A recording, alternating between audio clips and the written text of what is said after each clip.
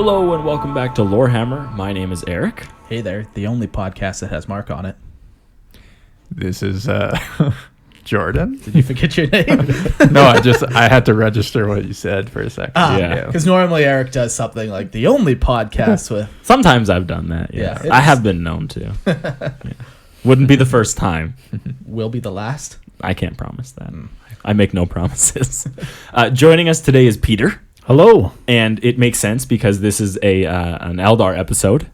So why would we have anyone else on?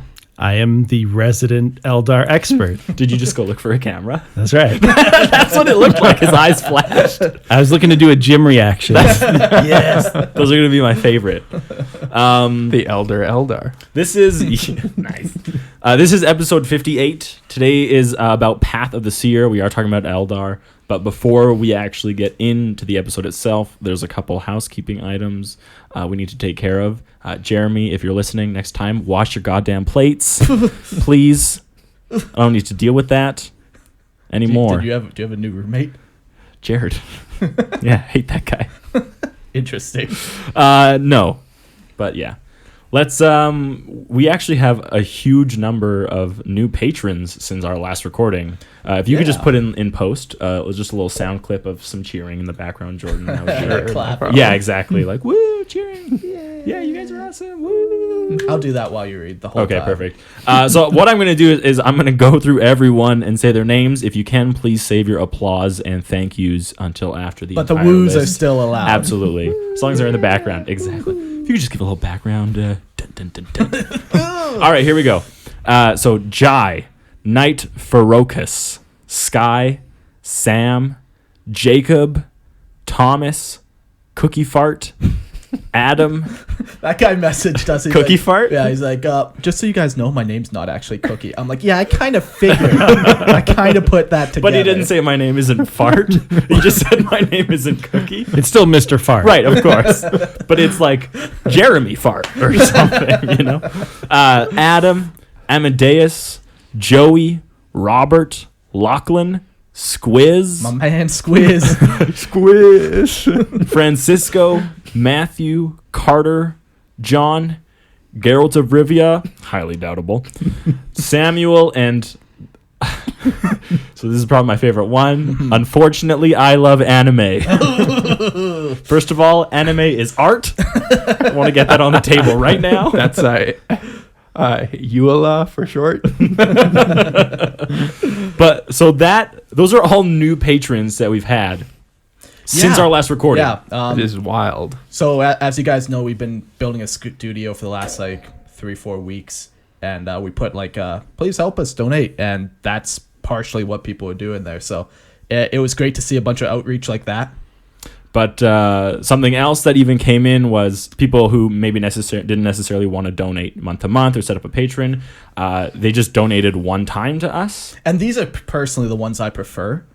Why? Because reoccurring income is way better. No. Let's do the math. So No, the math, yeah. So Samuel, let's say he donated $1, right? Sure. Where Thank you, Samuel. Thank you. Thank you. But where Woody, he donated us $400. So that's 400 months. of Right. I'll be dead by then. I'll be very dead. Your eating habits will have caught up with you. Finally. Yeah. Our paywall though is like a very low barrier to entry. Yeah, I think it's it literally matches the $1. quality level. It's- No, of course. Yeah, you Like a lot of people have like their paywall is like at least $5 to. No, I'll take any money. Oh, me too. I'm like I would take a quarter. Somebody, I was doing like a live stream the other day on Instagram just painting. He's like, I'll subscribe to your Patreon if you rub your nips. I'm like, okay, yeah, what else do you want? What do I gotta do? No. Pretty sure now you're a cam whore. That's how that works, Hey, Mark. I'm also unemployed, so I need that money. That's right. Is your video on Pornhub now? Okay, it's kind of bad, but I love those memes where it's like the Pornhub Yeah, I know. background, and the title is like, Someone gets destroyed. yeah, but it's a picture of Erebus. It's like man fucks entire humanity, but it's a picture of Erebus. Oh my god. Good times. Erebus, hate that guy. Anyway, so we have One-time donations. We have some one-time donation people that we also want to thank. That's Woody, Justin, Daniel, Eric, and Dave. So to everyone who has contributed to what we're doing, obviously we need to post more pictures. We are super close to being done. We've paid at this point for everything for phase one. For phase one of audio recording for Lorehammer in the studio, everything has been bought. We're just waiting on a couple things to come in for shipment. So today's actually our first time recording in our new studio. So we are missing some soundproofing. So this is not the quality that you guys paid for. No, it's going to get better when we fractionally better. Fractionally when we actually get the soundproofing in here. But yeah. This is our first time though. It's kind of cool to say that like Lorehammer has their own space at the expense I occasionally live in. Right, the expense of Mark's garage. Yeah. All of us are just staring wonderingly around the room, just no one can see it. So beautiful. Yes. Speaking of which, if you'd like to see us at some point, phase 2 of this operation is to include video capability for our podcast. Yeah, which is going to include buying a bunch of lights, buying a camera, and that's not cheap, that stuff. Yeah, so just because the studio's built, please just still give us your money. Exactly. Always give us your money. Yeah, always. We are. Always. We will take such good care. I have been nothing but fiscally responsible with your money. Yep. The pizza boxes agree. But yeah, thanks everyone for donating. It's pretty crazy actually. Like we got a bunch of like those people that did one-time donations was like a collective of $1,500, which is pretty wild. That's awesome. Like, Yeah, it's awesome. It's very generous. very generous. Makes my heart sing. Does it? What does that sound like? Yeah. You can't hear it. It's on the inside. But it really sounds like little gnomes screaming. If you could hear it. Yeah, brings me joy. One more thing? No, two more things? Two more things before we move on. The first one being Warhammer combat cards. We've talked about it a couple weeks in a row at this point. This is the card game developed by Flare Game, or I can't remember exactly the order it happened in. Published by Flare Games. Yeah, that's there's what it publishers, producers, and something. It's a card game on your phone. It's on your iOS or your Android. And today, actually, this is the last thing we're going to highlight about it is guilds. Yeah, I don't think they're quite out They yet, are not. Guilds, but they are in the works. Yeah, guilds are not out yet. Actually, I don't know. We don't know exactly how they're going to function. But all it means is that when guilds are available, there will be a Lorehammer guild. Oh, yeah.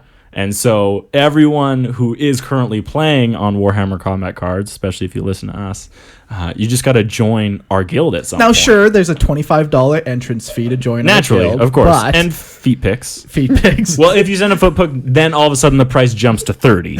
That's because I have to spend the time to rate the pic now. That takes time out of my day, you know? But yeah, it would be a cool feature. Yeah, so I'm hoping that it's integrated somehow in their gameplay as well, and but it also could just be a public forum. But I'm excited to hang out with just other people in that game. There's been some other apps that I won't name that are like 40K ones, and they're like, oh yeah, you should do a guild. I'm like, they're not paying me. Why would Damn. I'm just making sure people know that I'm shilling for You filthy Warhammer combat cards. Capitalist. Is it even shilling at that point? I don't know. Is it? It's just working. Oh. But yeah, do check you it out. shill for your company? Oh yeah. Oh, okay. Well, in that case, I can see how you would make the connection there. But yeah, Warhammer Combat Cards, we've talked about it before. We've talked about the art that they have. We've talked about the story that they include. We've talked about the mechanics of the game. We've talked about... What else have we talked about? Lore, art, mechanics, and guilds. Yeah. Yeah, it's a pretty cool game. Yeah. It's got lots of cool arts. It's simple to pick up and play. Mm-hmm. Mm-hmm. There's if you haven't tried it out yet, it's really easy to do. But just check out our notes because we're going to include a link in there, and then obviously just watch our Facebook page or whatever for when guilds actually do become available. Yeah, because then we'll tell you how to join ours. Yeah, exactly. Speaking of joining something that is ours. Yeah, perfect segue, hey? Wow. It's almost like I planned that. Oh my god. Discord. So we've had at least 2 people say they want a Lorehammer Discord. And we know that when one person says it, we can ignore it. But when it comes from a second person, only 2. We got no choice at that point. So I made an overwhelming majority. Yeah. I made a Discord. So yeah, I did it. it's there. Good luck finding it, you our, losers. What is a Discord even? It's a platform for people to hang out in voice chat, but then also there's text channels. So, okay. But it's really like each Discord creates a server, and this will be the Lorehammer server, and we'll hang out together. I'll be in there. I made meme channels, and I'm excited for that. Yeah. What are you hoping for out of meme So channels? I made 2 meme channels because I'm hoping for 2 things. One is just a general meme channel. You send whatever memes you want in that Do channel. they have to be Warhammer related? I mean, that's my preference, but I don't really care. Dank memes is are dank meme, memes, yeah. you know? But I made another channel, specifically Lorehammer memes, and that one is you got to make memes out of us. Oh, yeah. And the things we say. that won't hurt or my do. feelings at all, I'm sure. I don't get it. Oh, I'm What sure feelings? Oh, okay. Okay. I'm a sensitive boy. Yeah, but that link will just be also on our Facebook. So if you're interested in joining us and getting banned immediately by me while I'm on a power trip, then join us. Okay. We did Cool. it. Now to the episode. Now to what people came for. Now to the episode. Peter, we were told that this was your little baby girl, so... Your specialty, some would say. Oh, yes. well, you're the one who provided all the notes, so clearly you're going to talk about and expand on all these ideas. Yeah, really excited to launch into Path of the Seer. Which I definitely did research for. I think a great place for us to begin is just reminding everybody what is the Path of the Seer. Eric? Absolutely. Thank you so much. Now, we all know about paths and Eldar, but just in case you don't know about Eldar, I'm just going to pass that to Jordan. Jordan, if you could just tell everyone what Eldar are. Jordan What, is, the of course, Eldar? our resident Jordan. Resident Jordan, yep. Well, as an Eldar of the Eldar, let me tell you, they're a very ancient race. They live on ships that are the size of planets. Go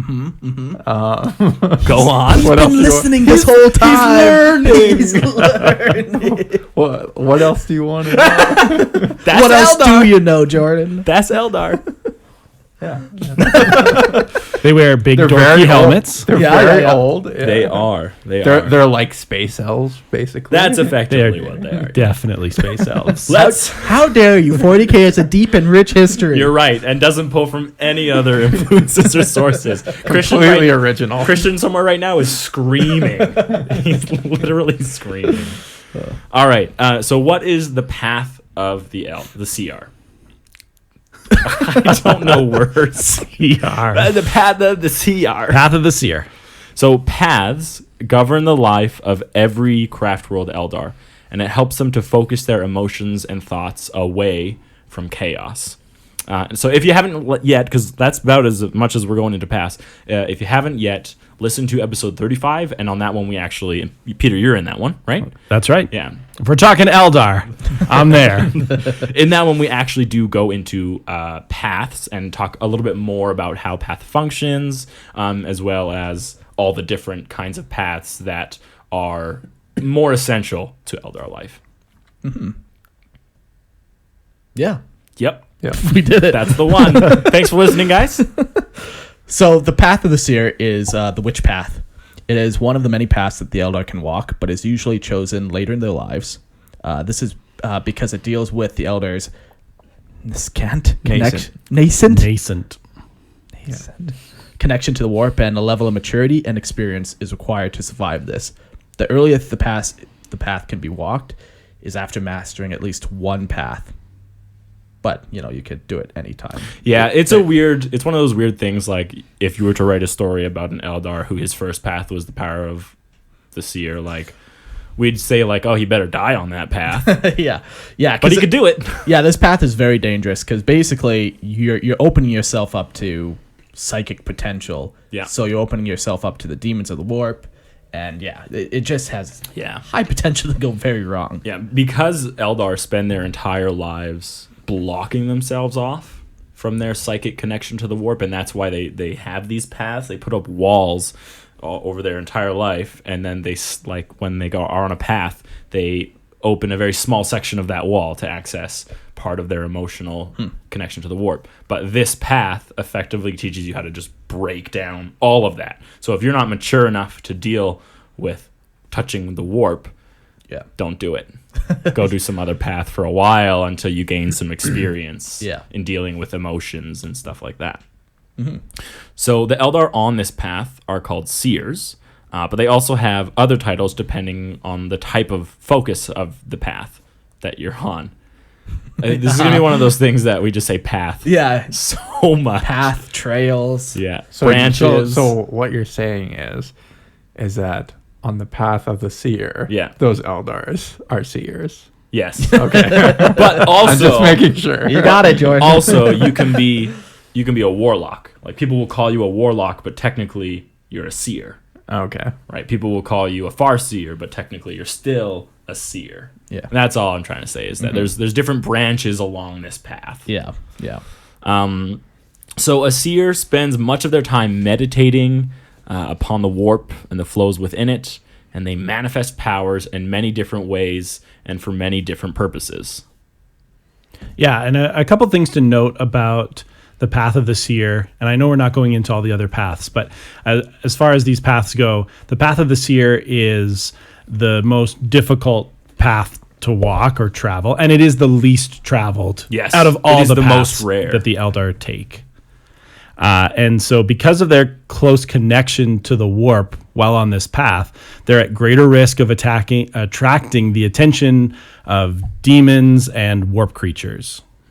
Yeah. So that makes it the most dangerous. Another reason why a lot of people don't do it, right? There's just so much risk involved for your soul and for just the safety of the people around you. Do you think to even become one, like, you have to, like, maybe get the approval of other Farseers? Like, you have to, like, go seek other Farseers and, like, have them be like, I think you're ready? Or do you think it's still a very personal choice that the Eldar makes when he thinks he's ready?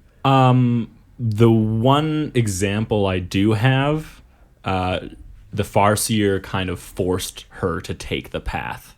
So in the path of the seer, her psychic powers were growing beyond the walls that she had built. Yeah. And so he's forced her. He's like, you need to come on this path. Leave the path you're on and come to me, and I'll show you how to properly protect yourself and those around you. And she denied it for a little bit. So I think there's like one where, like, a Farseer who's looking at fate, he's going to manipulate fate to how he wants. He could just pull whoever he wants and force them to go on the path. Sure. But I also do think that, like, someone might go on the path. But I think also that if a Farseer doesn't accept them as their student, then either they're being willful and they have to, like, leave the craft world, maybe, because it just, why would they allow you to tamper with the warp if they don't want to show you how to do it? Right. So get out of here and go practice that somewhere else, you hillbilly hippie. Of course. Yeah. Okay, fair enough. Because of their close connection to the warp on the past, I read Peter that. just said that. Interesting. Perfect. So one of the things that these seers use is psychic runes. And so they channel the power of the warp through these runes, which are wraithbone talismans that act as an anchor and a focal point for the caster. And honestly, this is one of the coolest things about seers, not only in, like, how it works, but also just physically when you look at them and, like, what it takes. Like, these just, they add that aesthetic to, like, what a seer is that just is really a very cool point. I don't know what I'm trying to say. I really like psychic. Cool. I like psychic runes. I think they're cool. Like, other psychers are just like, hey, let me plunge my hands into the warp and try and make something happen. And Eldar are like, no, that's not how we do it here. And the reason why they do this is because, as well as being a focal point for power, they also act as a fuse of sorts for the seer. If too much energy is being drawn out by the seer, the rune will start to glow, heat up, and eventually explode. So instead of the seer's head exploding, that rune is just going to explode. Yeah, it's like a warning bell. Like, when the runes start to, like, glow, you're like, oh geez, like, I'm pulling too much power out of the warp. I better tone it down, because eventually they'll just explode on you, which is very cool, because it's a safety net effectively. Like, no other race has that, really. Yeah. Well, So- some others do. Like Space Marine librarians, they have like psychic hoods. and stuff that kind of protect them, and I thought that's an amplification tool. I didn't know it was a protection tool. it does both. Oh, interesting. Yeah. And we need to do an episode on Space Marine librarians, On what? specifically Primaris. I've never heard of any of those. No, we things. need to do it on Primaris librarians. Oh God. Primaris Psychers or Primaris There we go. That's Yes, the one. yes. Yeah. Not to be confused with Primaris Marines. or Primaris? Titan? No. It starts with O, doesn't it? I don't know. There's We're just- doing it. We're rambling. That's the one. So back to psychic runes and seers. Each seer is given a personalized rune at the beginning of their journey on the path. And this rune unlocks the greater psychic potential and abilities within that Eldar. So it sounds like this rune allows them to overcome the walls that the psychic blocks that they've put up their entire life. Yeah. So this rune is like one of the most important ones ever because it allows you to actually manipulate and connect with the warp. Yeah. Yeah. Now, that's a personalized rune. Do you think that's like a new rune that's created for that purpose? It is. So for each individual. Because then there's other runes that are like thousands of years old and that are passed down from person to person. But there's a personalized one that is tied to their specific psychic. It might even be like to their personality too, where like if you have like a really hot-headed one, that rune might be like temperance, you know, like in the book The Path of the Seer, she goes to the Bone Singer with the Farseer and they request like she's looking for her first rune and he's like, yeah, I'll carve it for you. Okay. But all of the other ones are just given to her, but this was like a very special like moment for her. So and that's the example we have. Right, yeah. So yeah. But other runes I do think are much more of a general focus. It's once you're in the warp, these runes help you manipulate it, but actually protecting yourself and getting into there is what this first rune does. Right. And because the Eldar are so old and these runes are made of wraithbone, they're not just popping off and being Unless you destroyed explode all the them. time. Yeah. but and yeah, like Wraithbone. in which is case they're even, probably going to usher you along to a different path pretty quickly. Ooh. Oh, that's your second rune that you've gone through. Yeah. Oh, back In to the 4 path of the days. artisan. yeah, like Path of the Healer. Wraithbone is like self-repairing, so like some of these runes could be thousands of years old. Like they're not degrading. Yeah, unless for some reason they're destroyed by other means. They're not just withering away. Yeah, exactly. Ooh, unless it was corrupted. Is that a thing? I don't know, but I just like to think that. Like, what if some demon is like corrupting the runes on like this like one craft world? Well, then that rune is not doing its job of protecting the user. I'm just thinking of Elantris. You know how like Elantris, all the magic in that world just fails and fizzles and it doesn't do the right thing? What if that like corruption and sickness? Anyways, let's talk about. Wow. I've never seen the man so excited before. That could be a really cool thing. And so like they can't use psychic powers on this craft world because every time they do, like something drastically terrible happens and they have no idea why. Well, they got a horrible bone singer making. Yeah, horrible- that's what it is. They're like burning them at this stage. Well, also, their Farseers are doing a terrible They don't job. have a Farseer. I don't know. I haven't thought this out yet. We're gonna get there though. So Okay. each time you master a specific rune, more and more are added to the seer's repertoire until they have mastered a multitude of spells, for lack of a better word. Like They you know, effectively are spells, Yeah, you but know. it's some runes are going to be like rune of fire, and Yeah. then you're able to like conjure fire, and then you might master that. And once you do that, then you're gonna get ball, and then you're gonna use the two runes together to use fireball. yeah. Or Wow. like it's each rune represents like a single thing. Yeah. And so when you learn one rune and you learn another rune, and then eventually you learn to combine runes Yeah. to just create these things. So, I'll just read the next point actually. Each rune performs a single task, and especially for novices, these runes are simple and easy to control. As the seer's power grows, so too does their runic collection, allowing them to string together many different runes for complex spells. This is a very cool idea. It's just another way, like, hey, we don't expect you to summon a lightning bolt on day 2. Yeah. Um, So please what is it? first learn to just Static. maybe. Maybe, yeah. Sure, yeah. I'll do that without the warp right now, Mark. I'll do it right now. Yeah. Seer. Yeah.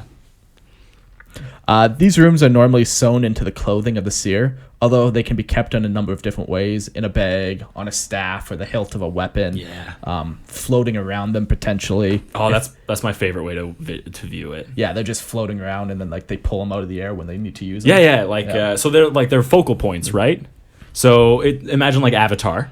Yeah. Right, where Aang, he had like all the elements like floating around him. So all like now, is the this runes. in the same universe as the other universe that wasn't 40K? Yeah. Okay. They're all in 40K. Elantris, Avatar. Exactly. So at Hogwarts School of Wizardry. Well, that's actually what I was picturing before was the wands. I And was how you thinking get your that. I was wand is totally like how you thinking get your that. rune. Yeah. Especially if they're like thousands of years I was old. kind of thinking that. If it wasn't like a personalized like bone singer like making something specifically, but yeah, Like the rune chooses the seal. that's right. Yeah.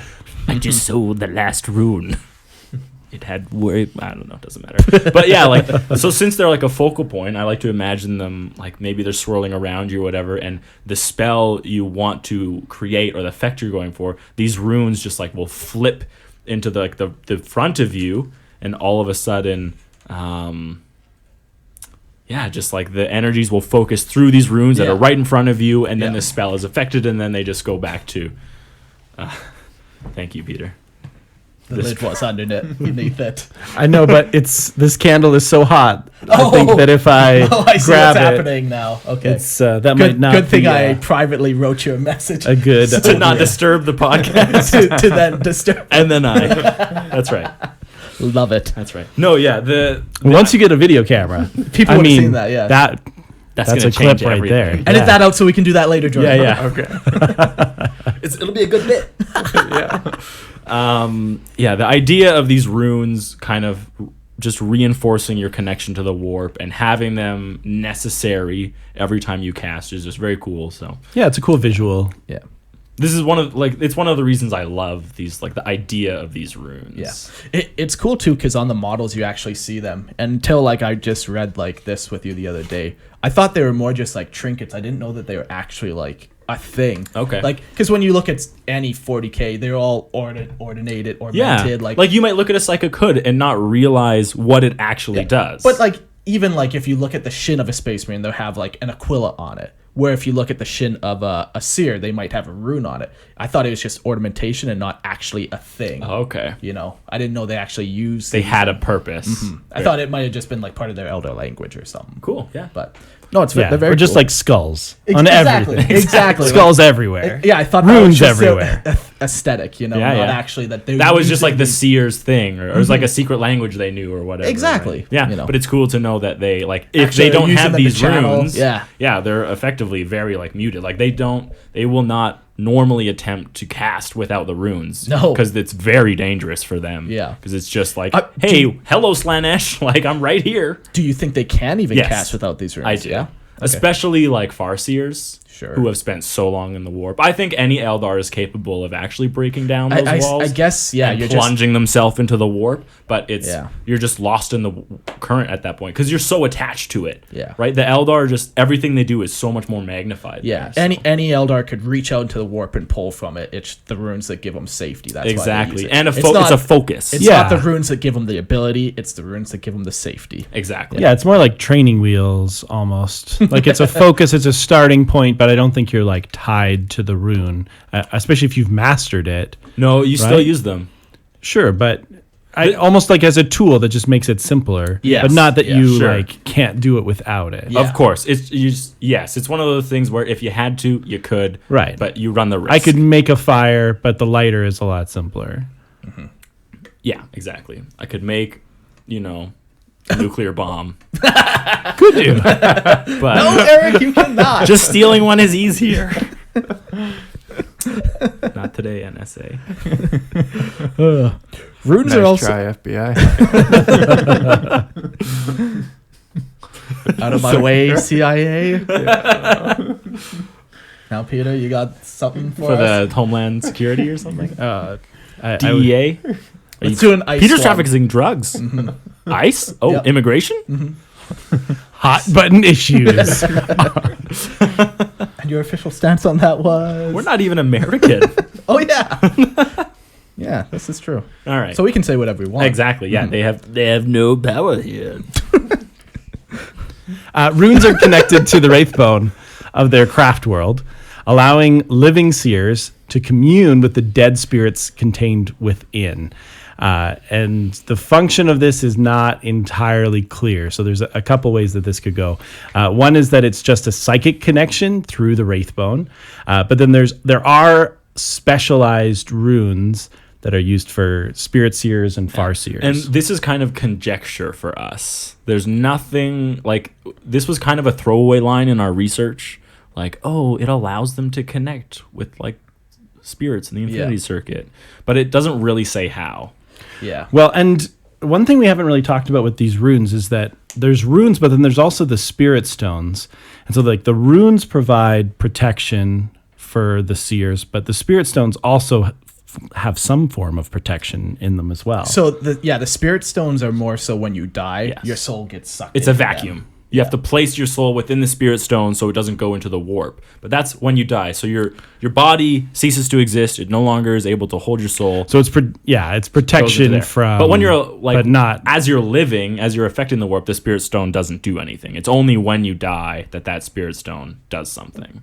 But the runes will protect you while you're alive, channeling in the warp. Yeah. So the one thought we had was, well, what if it's just the fact that Wraithbone or psychic runes are made from Wraithbone and infinity circuits are made from Wraithbone. Yeah. And so it just has like a connection to each other. And as we get later in the episode, we even talk about how like the whole ship is made, the whole craft world is made of Wraithbone, and spirits flow through the whole craft world, not just the infinity circuit. So it's quite possible that like any Wraithbone grown from like the Wraithbone of the Infinity Circuit that they then use to make a rune could then could effectively they're connected Exactly. on some level that we just can't see. so it's not like you can then talk to craft other Infinity Circuit craft world. Yeah, or most whatever. likely it would just be it's- your own craft world's connection because it has that same initial Wraithbone. Yeah. And then the other one is just that specialized rune where it's what if- literally a rune of communication of dead, or Yeah, you exactly.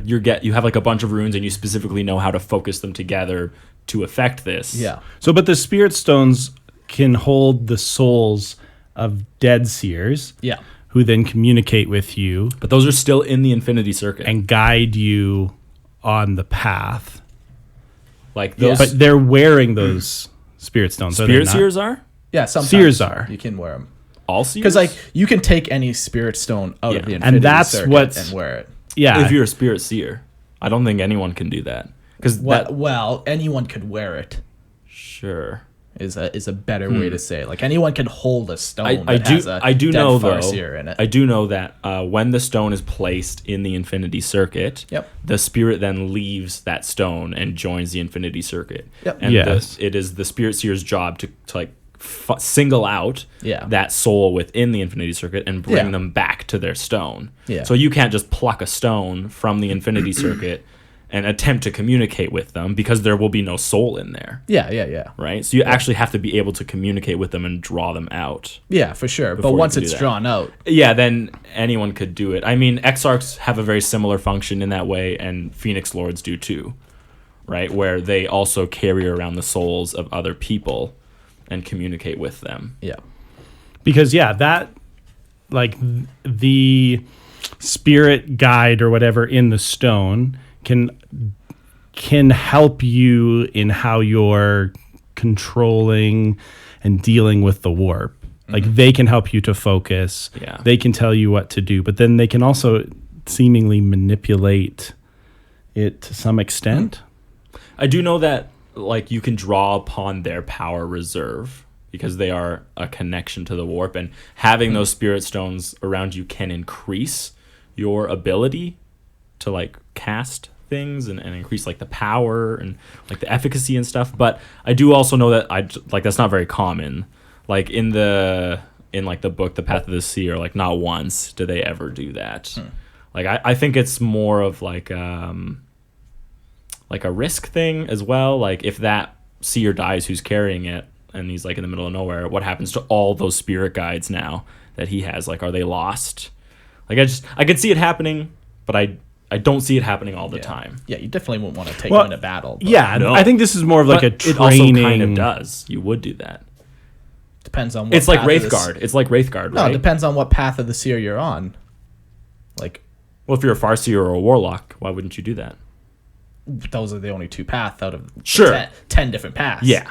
You know. Yeah. But I could see those people bringing them into battle when they absolutely have to. Sure. Right? Yeah. Yeah. Wild times. Good stuff. Yeah, so it's both the runes and then these spirit stones and spirit guides of the dead ancestors or whoever you have. That's both of those things are helping to train you, protect you as you're kind of especially first taking your steps down that path. Yeah, for sure. Yeah. That makes sense. So that's psychic runes. Runecraft. Yeah, that's That's what it's called. It's called runecraft, Jordan. Don't Okay. laugh. Okay. Why so laugh? Why? Let's talk about what specifically different branches there are on this path. Trails Right, the different trails. along the path. Mm-hmm. Yes. Makes more sense. different More apt. different branches in the tree. No, I'm okay with that. different twigs on the branch. There you go. Streams Different off outlets. of the river, Yeah, that's what I was going for. I was going for a water analogy next. What's fingers on the hand. another one? What are the fingers of fire? That's what they're called, right? Fingers, like a single flame, called a finger, or a tongue. A tongue. Different tongues on the fire. That's right. How many Yes, tongues yes. in this fire? Oh my god. All you need is 2. two tongues? All I've needed is 2. All I need is 2. Okay. All right. So the first branch we're going to talk about is spirit seers. Spirit seers are able to bridge the gap between the dead and the living, communing with ancient spirits of the Eldar residing in the Infinity Circuit. Yes. And this kind of I don't know if this is just the crazy thought, but so all these that we're talking about, they're all seers, right? So when I originally got the understanding, I only thought these ones were the ones that are able to actually talk to the dead, use that spirit stone as guides, because they're spirit seers. This is kind of their whole thing. So I don't know if warlocks could do this, if healers could do this, if a Farseer even could do this. Well, a Farseer definitely can. Because they're going to touch all these, right? No. We go into that later. How they're going to touch all of these different aspects. Maybe of being, eventually. Yeah, eventually they are but going to. not A brand new one, sure, unless they came from. But anyways, so Sure. I always see that these guys as a little more as actually being able to commune with the dead, because that's the whole thing, and talk to the spirit stones and stuff. So when I view it, I agree with you. I think I go a little deeper on it in the fact that I think they're more able to enter the Infinity Circuit. So if you have the Spirit Stone in front of you and you're touching it, you can communicate with that stone. Just because Yes. every Eldar is psychic. Exactly. And they can Right. Sure. But you don't have the ability to go into the Infinity Circuit and get that specific soul and pull it Right. and still keep your own sanity. Yeah, Right? So I sure. think that's a really big thing about Spirit Seers is that they're actually able to enter the Infinity Circuit and commune with the people inside of it Okay. and then draw out what's necessary. Sure. I'm not an Eldar guy. I'm just a simple Kroot guy. So I don't know all the intricacies and cultural things about the Eldar. Well, I think that's their distinction because Sure. anyone. No, and that makes sense to me. Yeah, and any Eldar is even able to access the Infinity Circuit. Sure. All Eldar, if they place their hand upon the Wraithbone, they feel some feeling of what the Infinity Circuit is and the power that's inside of it. That's cool. But they're not able to communicate with those Right. people because Okay. it's just a mess of jumbled emotions and everything. They can't handle it. Okay. Yeah. Yeah, it's like hearing a crowd and being able to pick out a single voice. Superman. Interesting. Okay. No, fair enough. Fair enough. Spirit Man was a spirit seer. Superman. Spirit Man. Spirit Man. Superman. Able to leap tall buildings and talk to people. Spirit Man.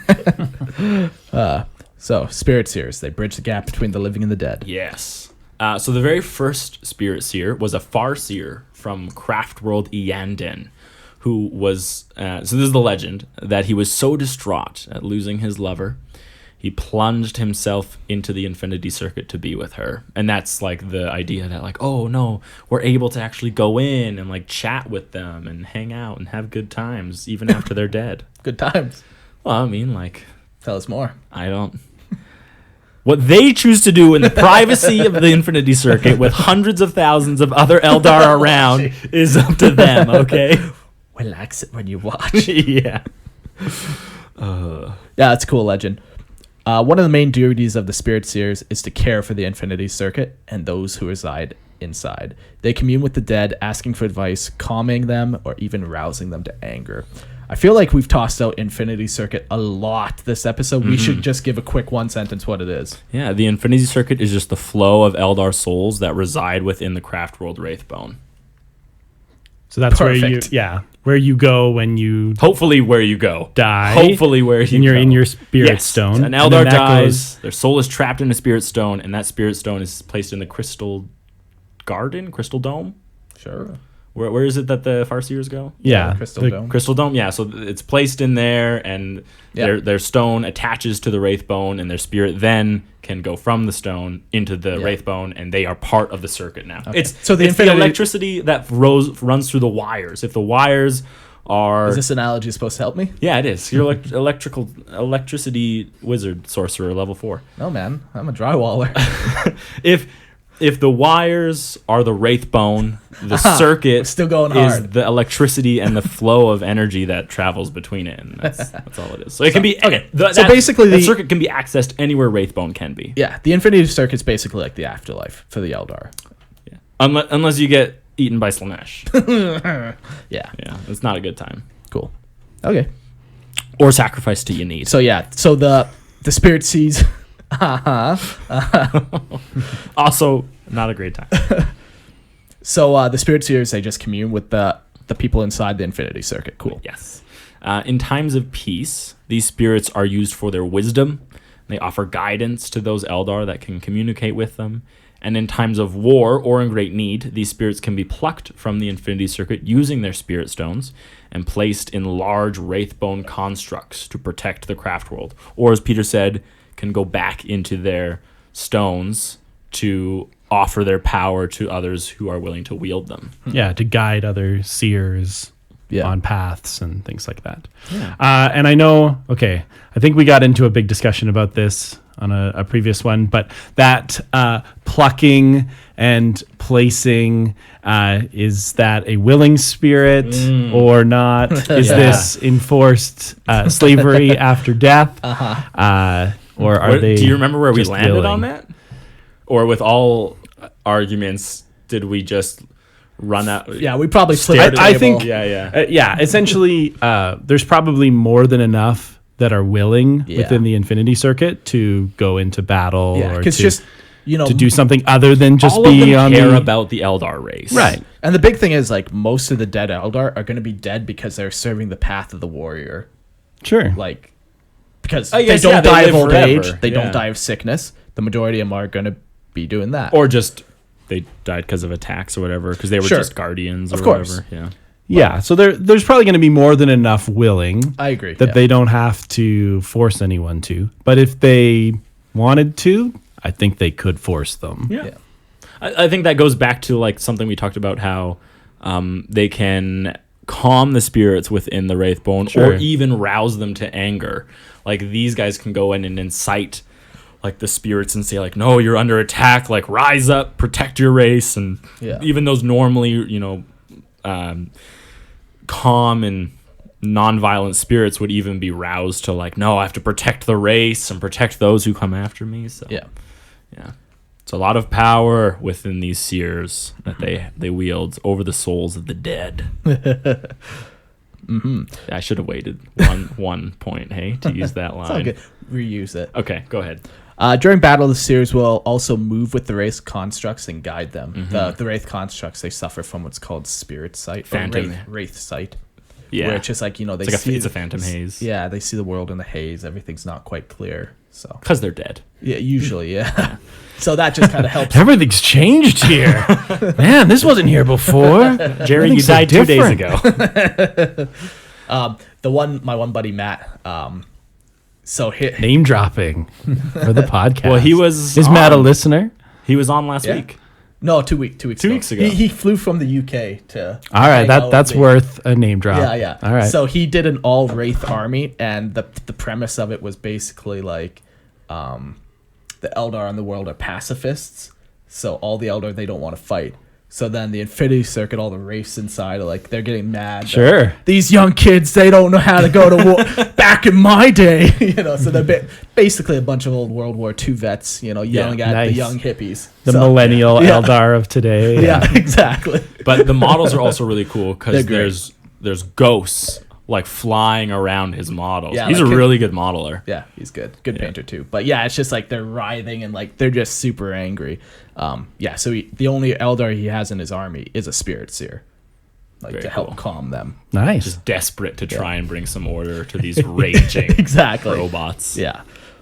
So spirit seers walk a fine line in Eldar culture, as the act of raising the dead is so close to necromancy that they must guard their minds against the allure of power that comes with commanding undead legions. Just that's a very cool thing to think about. Like I had never even entertained this idea that like, oh man, like what if an Eldar just gets tempted and all of a sudden they're like, no, I'm gonna bring out all these thousands of souls and like rise up and have like all these Wraithguard because they're at like your command, Yeah. right, as good as it can be. And, Yeah. like that's very cool to think like, no, this is a real battle for them in their mind. Like, Do you think this mindset has slightly shifted now With Yanid? Yanid and Yanari? do I- you think that anyone who agrees with this act of the raising dead would just go and join the Yanari and abandon the craft world? Depends on like the guy, I guess. Yeah. I couldn't say one way or the other. I could see it going both ways. Yeah, for sure. No, that is a good point. Like, I guess if they're okay with, they could. Yeah, sure. If they support it, Yeah, then they're gonna go join the Yanari. Yeah. If they're just okay with it, they're probably just gonna keep living their life as they were living their life, right? And Yeah. continue to not like enjoy this aspect. sure. But- Because like the Yanari are like practicing like full on necromancy. Like, Yeah, they're raising people back from the dead into Yeah. living bodies. yeah. Yeah. AKA Rowboat. Just kidding. He was never dead. Only in our hearts. Oh god. Okay. So yeah, that's Spirit kind of Seers. Spirit Seers. Yeah, they're wild. Very cool. Yeah. Yep. Just imagine. Just. Raising undead legions back Oh. into robots. Oh, I was just gonna say, spending all your time with old folks. Oh. Just here at 10,000. But what if they were your friends as well? Oh yeah, because You're an old folk Yeah, too, you're- though. you're Everybody's 8,000 years old. old. I suppose. There's not a lot of young guns walking Yes, around. okay, fair enough. I just pictured having a hangout with like Jordan alone, and it's just like he's so old I can't relate type thing. But Yeah. No, it's just you're dead in the Infinity Circuit, but continuing the podcast. by myself. No, it's because Eric is a spirit seer, No. and he's just going in to talk to you. And every time Mark's just like, hey, like every time he sees me like join the excited. circuit, he's That's like, right. oh my gosh, like let's do another episode. Eric has entered the chat. Yeah, exactly. That's what it would be. Like, Mark, no, I just came to talk to someone. Oh, Mark, please, no, Mark. Oh. Mark, I have other things I need to do. Okay, maybe that's a better thing. Yeah. Okay, fair enough. That's good. Yeah. Up next, we're going to talk about thought talkers. Oh, great name. Yeah. Great name, Thought Talkers. Not like THOT. That's right. They only talk to thoughts. These seers bend their psychic abilities to communicating with other races that do not speak the Eldar language. Yeah. So they're specifically using their psychic abilities to like translate. Yeah. So they are highly specialized seers, and they're even able to read an individual's resonance within the warp. So the easiest way to kind of picture this is like someone's aura, if you're into that kind of witchcraft and black magic. Yeah. Yeah. So yeah, someone's like, oh, their aura was just off today. It was a little blue. Like a thought talker could actually see that representation and understand, like, even though the words coming out of their mouth say one thing, their aura is saying something else. Yeah. So what you're saying is they're only into natural medicine? Naturopaths and holistic. They believe in you as a whole, Jordan. That's why And they don't do like a lot of ayahuasca or something? Man, that would be. I'm a thought talker now. It's a spirit journey, Jordan.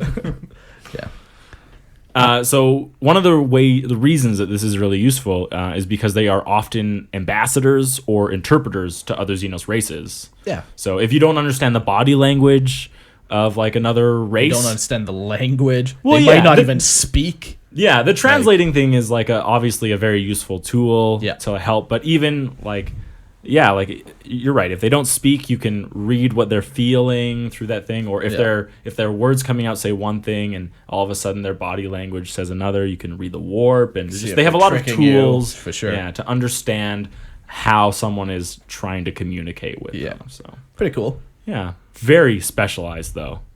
Like that's all you do is just translate and read like auras. Yeah. Worthwhile, I guess. Yeah. Warlocks. My favorite. The majority of the Eldar race cannot manifest their psychic powers in any meaningful way during combat, but Warlocks are the exception. Yeah, and that's specifically because of the psychic blocks they've placed around Yeah. themselves. Exactly. This path is only available to those Eldar that have already walked upon the path of the warrior and like mastered it. Yeah. Warlocks are doubly in danger, as not only do they contend with the powers of the warp, but they use them in battle, where Kane's rage threatens to constantly destroy them. Yeah. No, So- that's a cool thought. Yeah, it's like they're fighting two fronts at once, right? They're Yeah. they're in battle, so Yeah. there's bolts are flying at them Yeah. and las cannons and Yeah. whatnot, and then they have to struggle against the warp, Yeah. right? And then they have to struggle against their rage and anger at being in battle. So Yeah. how do they survive that, Peter? Well, when you walk the path of the warrior, you don a war mask, and so warlocks also wear a war mask. That these ones are kept in the shrine of their warrior path and are cared for by the Exarch until the warlock comes to don it. Yeah, it's kind of interesting to note that they still have a really strong connection to the shrine that they came out of. Even going back to the shrine when other aspect warriors are preparing for battle and not even joining them. They just go there, like help them don war masks, like are part of the ritual, and then they might not even join the battle themselves. Yeah. So it's like a very strong brotherhood. I wonder how many other Eldar, if you move on from the path of the warrior, you would still have like a great affinity for the group of warriors that you were with, right? Like even for like people who serve in like a specific field of the military, like even if they're not in that field anymore, Yeah, Semper Fi. right, they continue to have great affection for that specific field. And I could see that happening with the Eldar as well, even if you did go on to become a warlock or you're doing something else. Yeah. I think you could easily see both. You could see someone who is maybe ashamed or scared or terrified of what they did while they were like in the war mask. And they never want to visit any aspect of that themselves again. And you could also have the people who felt like they had meaningful relationships and contacts while they were there. I see either. Sure, but the intention of the war mask is to prevent them from like closely remembering or being haunted by the atrocities that they might commit. But it happens. Sure.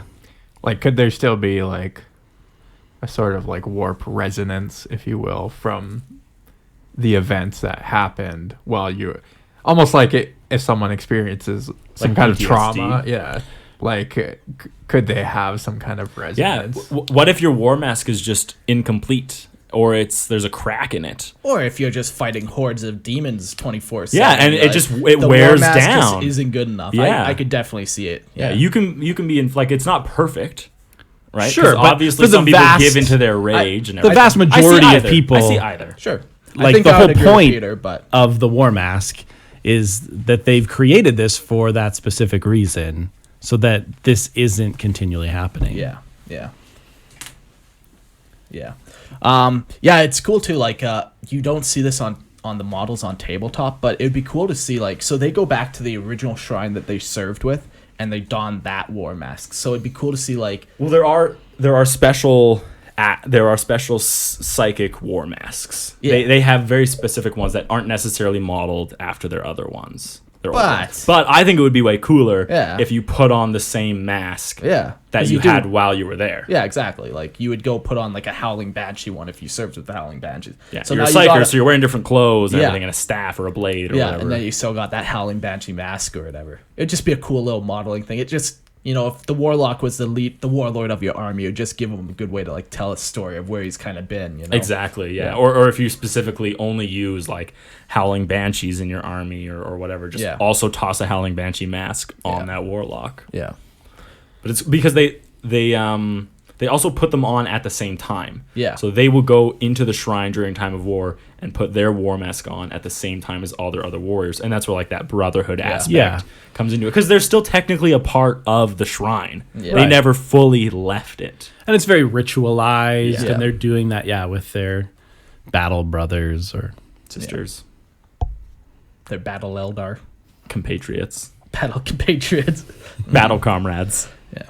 So Warlocks, though, even though they go back to their shrine and they don that helmet and stuff, they don't don any of the war gear from that shrine or anything. Yeah. Because Warlocks, their use is they're able to conjure a variety of powers, but all their runes focus on the field of battle.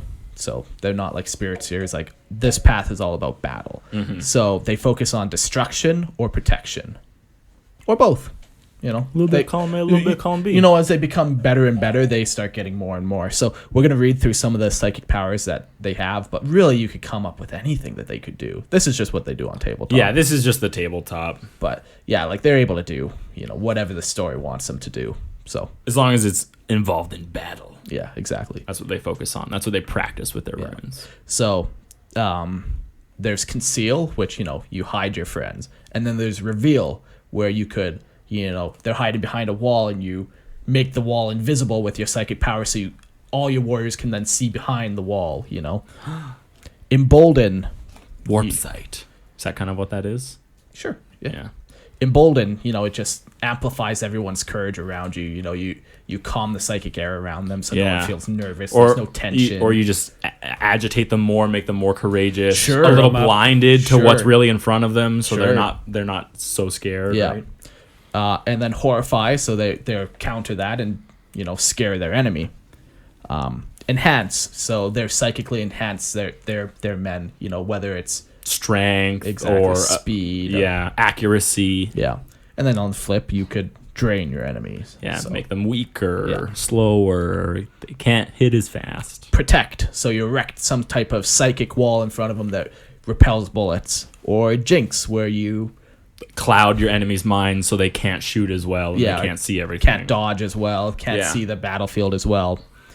Quicken, just makes them quicker, better reaction time. It might even give them like a little bit of foresight, just Oh, that's interesting. You It know? like kind of opens them up to like the schemes. just like the tiniest bit, just so they kind of have a little bit of I kind of like that idea. yeah. And on the flip side, restrain, where you just block the enemy's ability to kind of think. Mm-hmm. Empower, kind of just And power is a strength thing. yeah. It really makes every time you hit in melee way more effective. Oh, stats. We're going into Well, stats, it's are we? just that's like How many D6 do they get? that's effectively what a power does. But yeah, Yeah. it should just like it's like a physical embolstering Yeah. though. It has nothing to do with like your senses or anything. Yeah. And then enervate is just the opposite. It just drains like Yeah. the physical Yeah. life force from people. Yeah. And then there's Warp Blast too that Warlocks will master. And, This is whether it's- effectively any energy that you Yeah. direct out of the warp, whether it Yeah. shows up as a fireball Yeah. or a lightning bolt or a Ice. blast. Ice, sure, Earth. whatever. Fire, water. Everything changed when the Fire Nation attacked. But yeah, that's effectively like Games Workshop calls this smite, Yeah. but it really could be anything. Yeah, It's and that's the any thing about energy these that's powers. like, directed. yeah, the Warlocks are could master hundreds of runes in their lifetime that could do a whole manner of different battlefield things. They might even craft their own. Well, they wouldn't craft, but they They might get some crafted for them. yeah, specifically to do a specific thing in the battle that just happened to be that plot point you needed to solve. So Yeah. it's perfect like that. As long as it's related to battle. Yeah. Yeah, they don't want no translation rune. Yeah. yeah.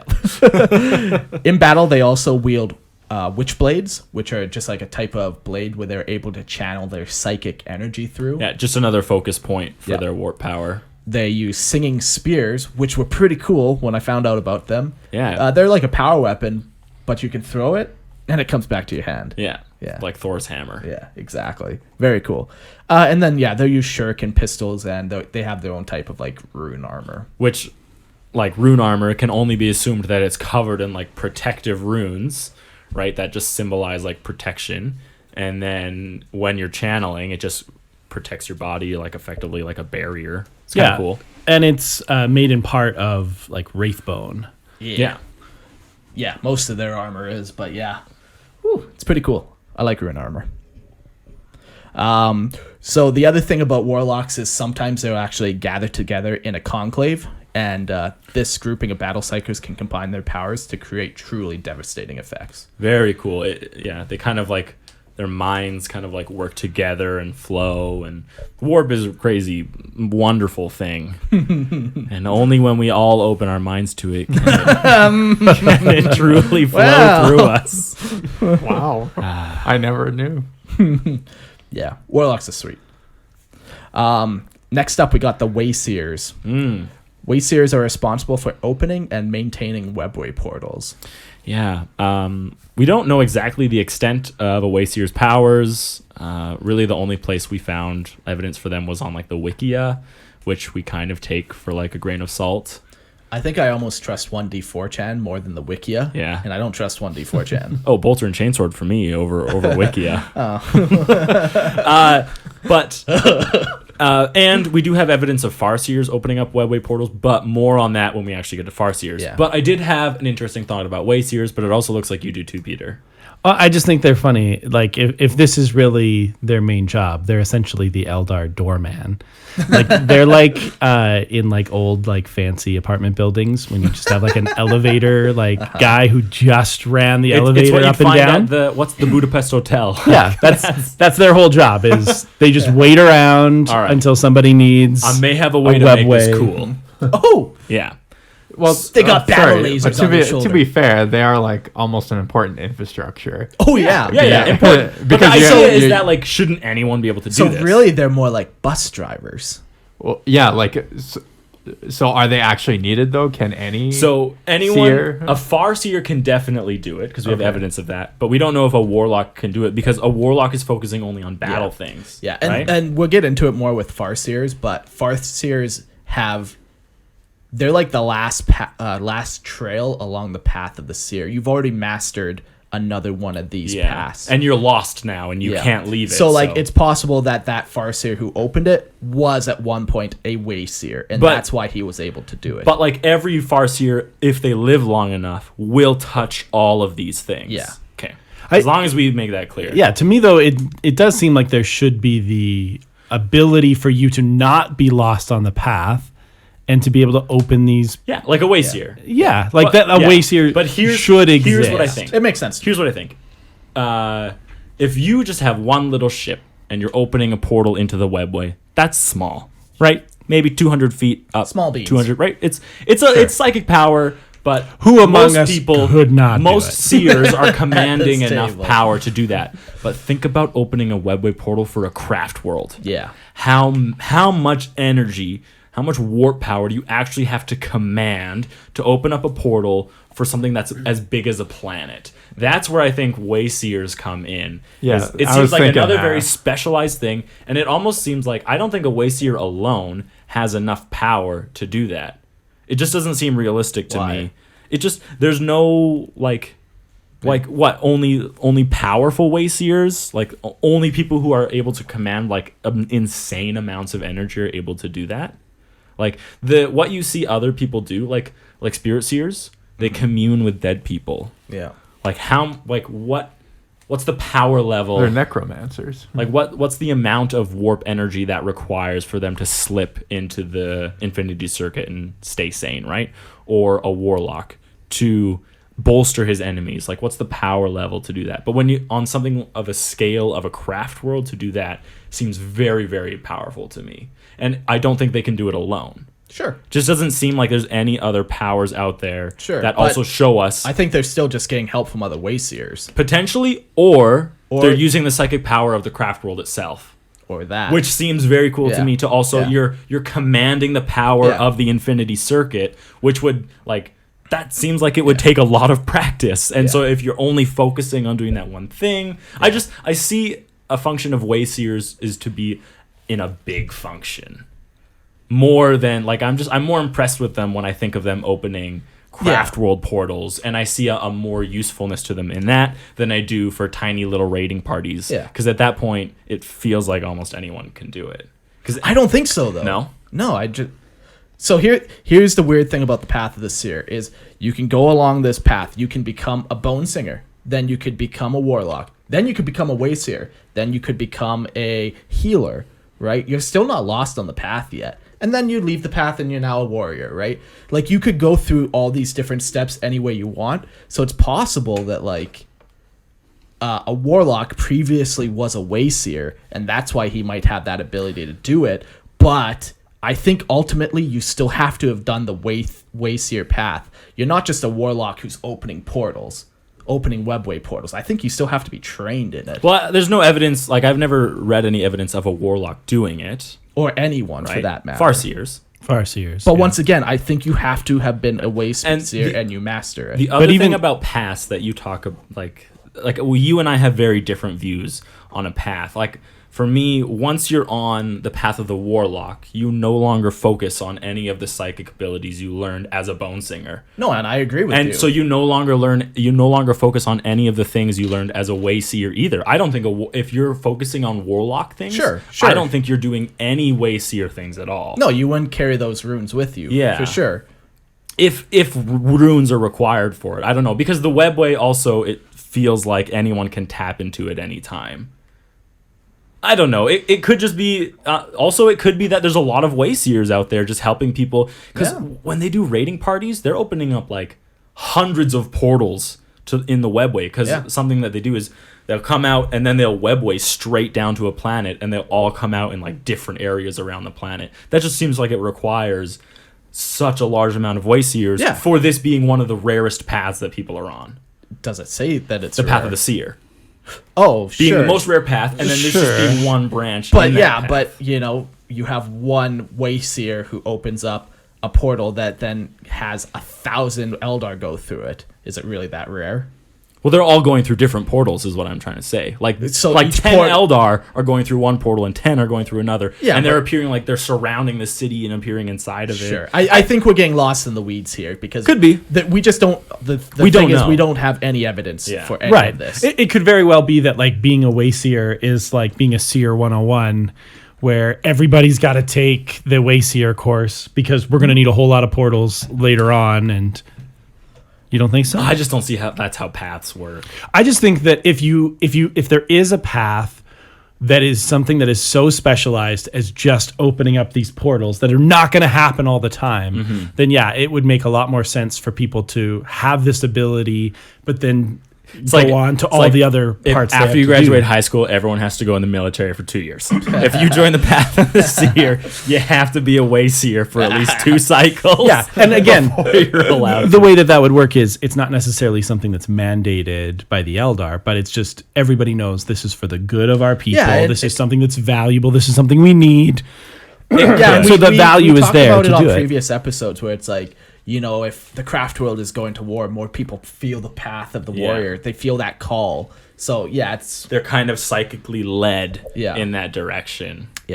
they're cool. I would like some more information on them. Yeah, seems interesting. I'd like solid information. Yeah. on them. Yeah, so many times with 40K, you get these one throwaway lines. And you're like, that's actually a really cool idea. Like it could be Like- expanded on to like encompass some like, Yeah. really cool things. Yeah. I think I would prefer everyone to be able, like any seer, to be able to open up a portal into the webway, and I'd prefer for these ones to be left to harness like the energies required to transport a craft world. That's just how I think I'd prefer to see it. Peter, how would you prefer to see it? I just think like, isn't the webway supposed to be like so vast and so hard to understand, and like that it would require quite a bit of study to just be able to open up these very specific portals from one point to another, especially when so little is understood even about the webway, right? So that's where I think like it makes sense for it to be like a specialized path that would take quite a bit of study or learning. But I just think that there's probably not a lot of people that are just walking that path as much as there's a lot of people who've walked that path before and retain the knowledge for it, even though they're currently moved on to something else. The other really big thing too that we haven't really touched on, we mentioned it as a throwaway again, is they also maintain these portals as well. They maintain the webway as well to some degree. So like, I guess that could give them a lot more to do than but at 90% of the time where you're not opening portals is if you're maintaining it, you're making sure the routes are still stable and they're not collapsing. Could kind of be seen as like an explorer type deal too. Yeah, you have to go degree. Travel a little bit to find some area, see if it's still a good route to go through. Sure, absolutely. Interesting. Yeah. So, I don't think they're just sitting there for 10 years as a way to open another portal. This guy only does really, really big portals. No, but I don't know. I can think of any reason why. Like create a fellow. The reason why they would have to do that is because it takes so long. Like it's such a drain on them every time they do it. To open those massive portals, they have to like meditate and rejuvenate themselves until they're able to open that portal. They gotta drink some Gatorade. Exactly. Get your salts up. Get those salts up. Get your salts up. Yeah, let's move on from. We talked a lot about Wayseers for us having one line about. They're them. just so cool, but you only get one line. It could be very cool.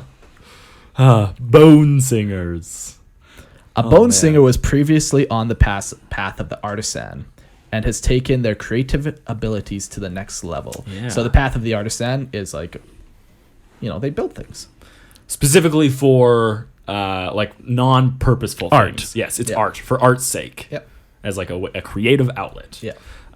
They have the ability. So bone singers have the ability to manipulate wraith bone, and are responsible for the construction and maintenance of all wraith bone constructs within the craft world. And this goes from everything from mundane items, like refrigerators or hallways. Basic infrastructure. Like your door is like hingy. Like, get the bone. Your door is hingy. I don't know if it just all of a sudden has is hinges. Is your door on lacking hinges? You got a hinge on your door? Do you ever go to a door and that door opens? Oh, come over here. None of our doors open. You have a squeaky wheel that needs. All it really needs is WD-40. You go to a bone singer. Yeah. So, but it goes all the way from like dumb items like that to wraith lords or wraith knights or void ships. Yeah, craft worlds. Yeah, craft worlds. Like they're responsible for anything that has to do with wraithbone. Yeah. We should jump in quick what wraithbone actually kind of is. Psychokinetic energies. It's basically like let me pull up solidified. Lexicanum. It's like psychic plastic, right? Yeah, exactly. Solidified warp I'm pretty sure energy. that's what its definition that is. you can. It's carbon neutral though, so don't worry. Oh about yeah. Well, of course it is. Eldar. It is a psychoplastic substance, and it's solidified warp energy. Yeah. It's very like swoopy, not a lot of hard edges. Do you think that's how it is, or do you think that's how they've sung it into existence? I think they just got really good safety codes on the craft world. No sharp edges. No, none No of that. corners. You know you're immortal. Ooh. Sharp edges could kill you. That's right. Yeah. That would be a waste. But and they can manipulate it, and that's what they do. They literally like are manipulating this psychic plastic into the shape of things that they want. There's a lot of alluding to bone singers singing in their craft. I mean, it's literally in the name. But we couldn't really find any evidence of actual singing being required to shape this bone. Yeah. And so we came to a couple ideas of what it could be because so one of them is that it could be a physical singing. It could be that you have to like know the song of the shape you're trying to make. In the same way that, you know, like a 3D modeler, they use just a bunch of different shapes to create something. So if each shape has a part of a song, you combine them to create what it is you're looking for. Yeah. Right. It could be that. So it could be like a very like studious thing. You have to actually learn the songs. Yeah. Yeah, I think it has to be tied to that creative art form, right? That's why you have to have gone on the path of the artisan. There's a lot of a creative element and an artistic kind of flair and how that is expressed out in this singing of the... Yeah. In the Dawn of War video games, there's bone singers, and they very much play into kind of that very... actual singing. We were listening to their quotes, Yeah. and she's like, the bow, like, it sings to me and I sing to it, right? Yeah. And it's very much like it's something that they can hear and they can interact with. But the other thought is what if it's like a psychic singing? Yeah. Like there's no actual physical singing, but as your warp energies are directed at it, other bone singers can actually hear what you're doing, and for them it resonates and creates some kind of music. Yeah. That was the other thought that we potentially and I think had. like if you're doing some sort of psychic singing, that because the Eldar is so psychic, they're going to hear it, but it means maybe if you're from another like Xenos race or something, that you may not hear the song unless you're psychically sensitive, right? Yeah. So But you're it's not saying- like an audible you're saying that song every necessarily, psyker- but it's a psychic song. You're saying that every Eldar would actually be able to hear them singing. Yeah, I'm just Not saying for just them, Seers. it would be as if it were audible because it's psychic. they're just hearing but it through for a those who are different ear. not psychic, Sure. yeah, you wouldn't hear it, but you'd take it in that same way. Could be, yeah. Sure. And the final thing, it could just be a metaphor. Could just be a metaphor. Could be absolutely nothing. Could just be them shaping it with their thoughts. Yeah, exactly. So Could be. I know it absolutely could be. Peter. It could be that they Just looked so originally. disgusted with that. He's like, you guys took something that could be so cool and you just wrecked it. The only way I would accept that is if originally it involved singing, and then over time they mastered it in a way where it was like now they don't have to actually sing anymore, but that they do something similar. But the name is stuck around. But at some point, somebody anytime, was singing. someone was singing. Someone was singing. Yeah. Something cool to note about them is all the psychic runes that are created that all the seers use to channel the powers are made out of wraithbone, which are made by the bone Yeah, singers. so such an essential service. yeah. Wow, that was a lot of S's. I feel Such like I an feel like I essential peaked. serve. I peaked in life. No, on the. Oh, It I probably thought you did. peaked in life. No. But It's it's downhill from here. Well, there's so much alliteration in this. What am I spot? What can I do? No, yeah. If bone singers don't create the runes, other seers have no protection. Yeah. They lack a focus for it. Everything that the Eldar does psychically just becomes so much more dangerous. Yeah. Yeah. So my only question is, everything with Wraithbone, does it have to be sung by a bone singer? Like, could a bone singer create just like a big giant piece of Wraithbone that then is carved into something else, or it's only It's because too like sturdy. are these bone singers having to like sing out like pieces of armor and just like kind of some of this like generic In the Path of the kind Seer, of- like there's a scene where she goes to the bone singer and she can see the skeletons of a ship being created, and so like she describes it as like a rib section, and so they're actually creating these ribs as they go singing? about their craft. I tried to find like okay. evidence of them Yeah. singing, but she just catches glimpses and she doesn't actually see them employing the craft. So But on the flip side, you could have like a person who goes down the path of the artisan who like specifically asks for a wraithbone chunk, who does want to carve it. doesn't it? I thought Manually. it's too it's too hard to It's very to dur- actually manipulate. No, it's very durable, but fuck, you take a blowtorch to anything, you're gonna fuck it up eventually, right? Like, you're a fire dragon, you take your fire lance, your tank busting fire lance. Yeah, I guess you know, because it's supposed to be effect like on that same level as Yeah. like And- Imperium armor. Yeah, and it's not common, Yeah. but I could see it happening. Okay. Definitely. Somebody who is feeling particularly artsy, who's trying to make something. Yeah, there's But like there's two aspects to it, I guess, because on one hand I read it and I'm like, no, like this is like a psychic thing, like only psychic things should be able to affect it. And then on the other hand, like how else do people destroy craft worlds? Obviously, Yeah. we can exterminatus Yeah. craft worlds, right? Like, Every Eldar is just invulnerable to right, everything. exactly. like- Yes, no, obviously you're right. That makes no sense. Yeah. I like how you say we can exterminate craft worlds. Like as if you're part of it. He was. Like, what do you have against the Eldar? Really? Well, they're Xeno scum psychers, first of all, and they're entertaining warp beasts. Peter. Fine. Peter. Yeah, they're pretty cool. Yeah, Bone Singers, very essential. Yeah, I'm just saying, sometimes you're just going to be singing a hallway, and it's not going to be exciting every day when you're a bone singer. Not really what you thought it was going to be. Hey, Jimmy, I noticed that your last 3 work forms were spaceships. We need you to pick up some slack on some fridges, please. Those are so boring. Those are boring. Up next, we got healers. These are interesting because they actually don't heal anything. But they are called healers. Sad, bitter man. They don't. What? No. I've been so good this episode, Mark.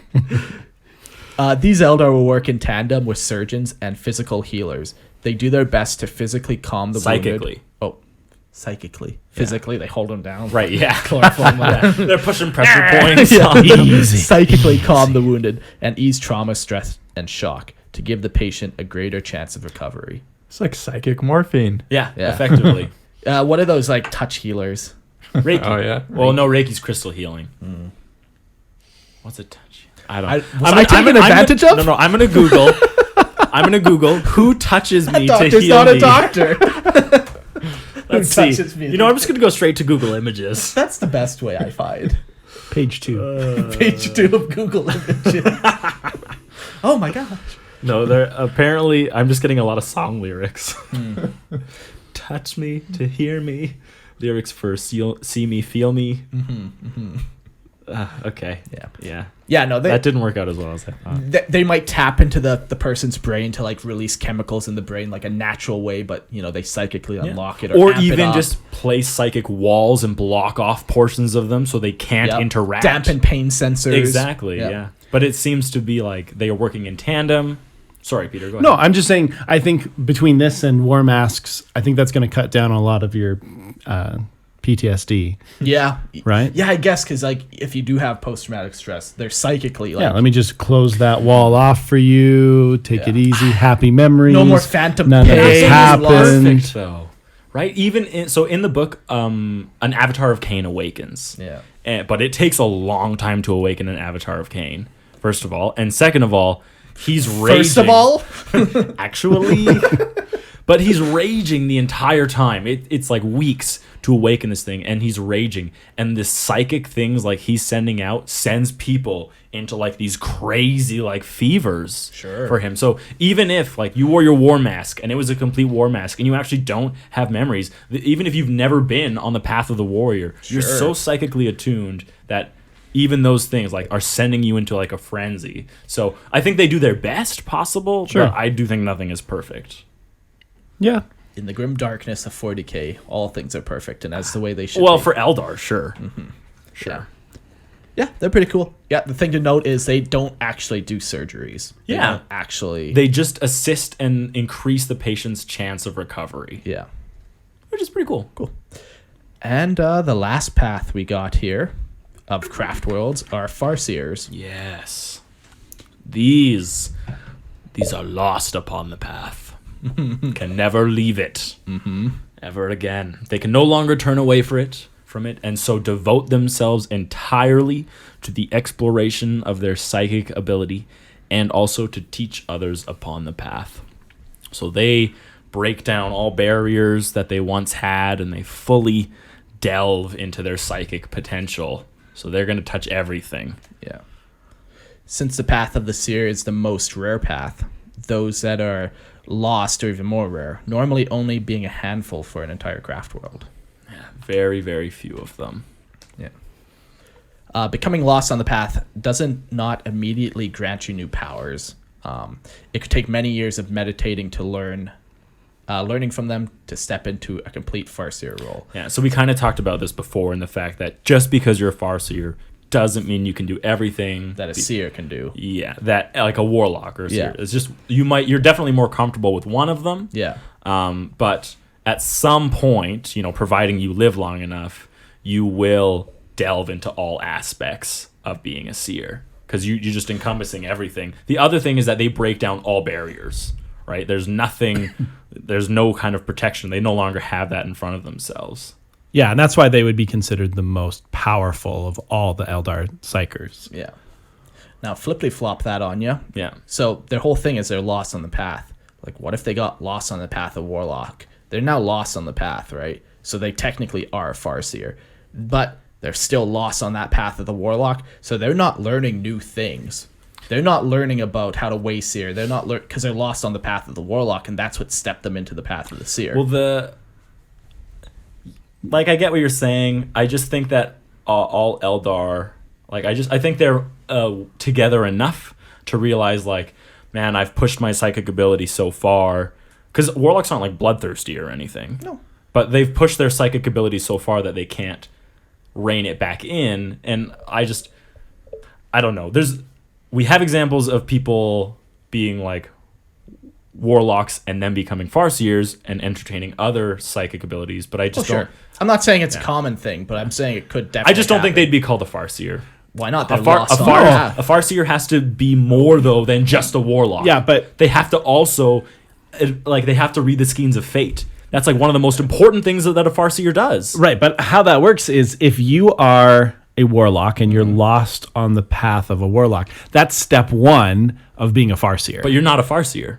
No, but you are lost on the path, which means you're a Farseer. But it doesn't mean just because, what you just read, being a Farseer doesn't mean you all of a sudden But have Mark's saying you're never all actually, of this you're never unlocked to you. But Mark's saying you're never doing anything other than being a warlock.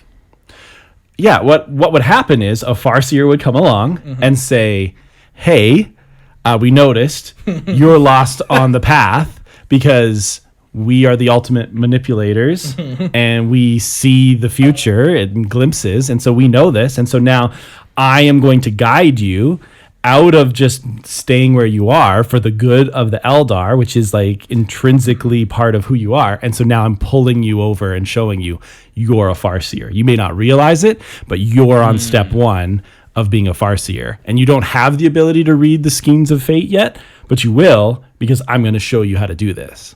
So you think if there's another Farseer, they're going to force the other person to accept the reality? Yeah. And to change what they're doing? That's part of their job.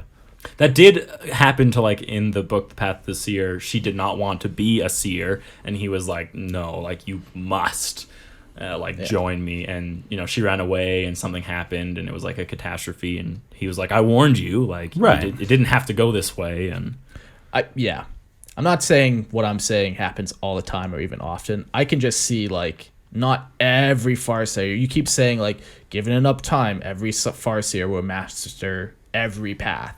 I just don't see that happening. I just don't have an example of it not happening. But you don't have an example of it happening. Because every Farseer is able to do most of these things. Yeah, but so what though? What if they get stuck on the path of the healer? What if they never actually feel like they've mastered it? They never actually feel like they can move on to the next one. They've mastered 7 of the 8, but they still don't have all the abilities, and they just feel like they can't move on. Okay, so you don't actually have to. Yeah, the Farseer might try to guide them, but ultimately, you don't actually have to master a path to move on from it. No, but what if that's what they feel? Yeah, they are lost on the path after all. They are prone to getting lost on something and just. I'm not saying it's common. I'm just saying I don't think it's a fair thing to say that every Farseer does all of these things all the time, given enough time. I don't think that's a thing. I don't think you can be a Farseer if you're not. First of all, if you're not contributing to you are a council. So you're a warlock though, right? Yeah. You get lost on path. You're a Farseer. Now you're a Farseer, and you're helping the whole craft world in battle. You are coming up with all these battle stratagems. You've learned how to read the fate of battle, but you're not making political decisions. Is your only arena war. Yeah. Because Farseers need to be so much more than that. Because they need to guide you even in Most times do. that aren't war.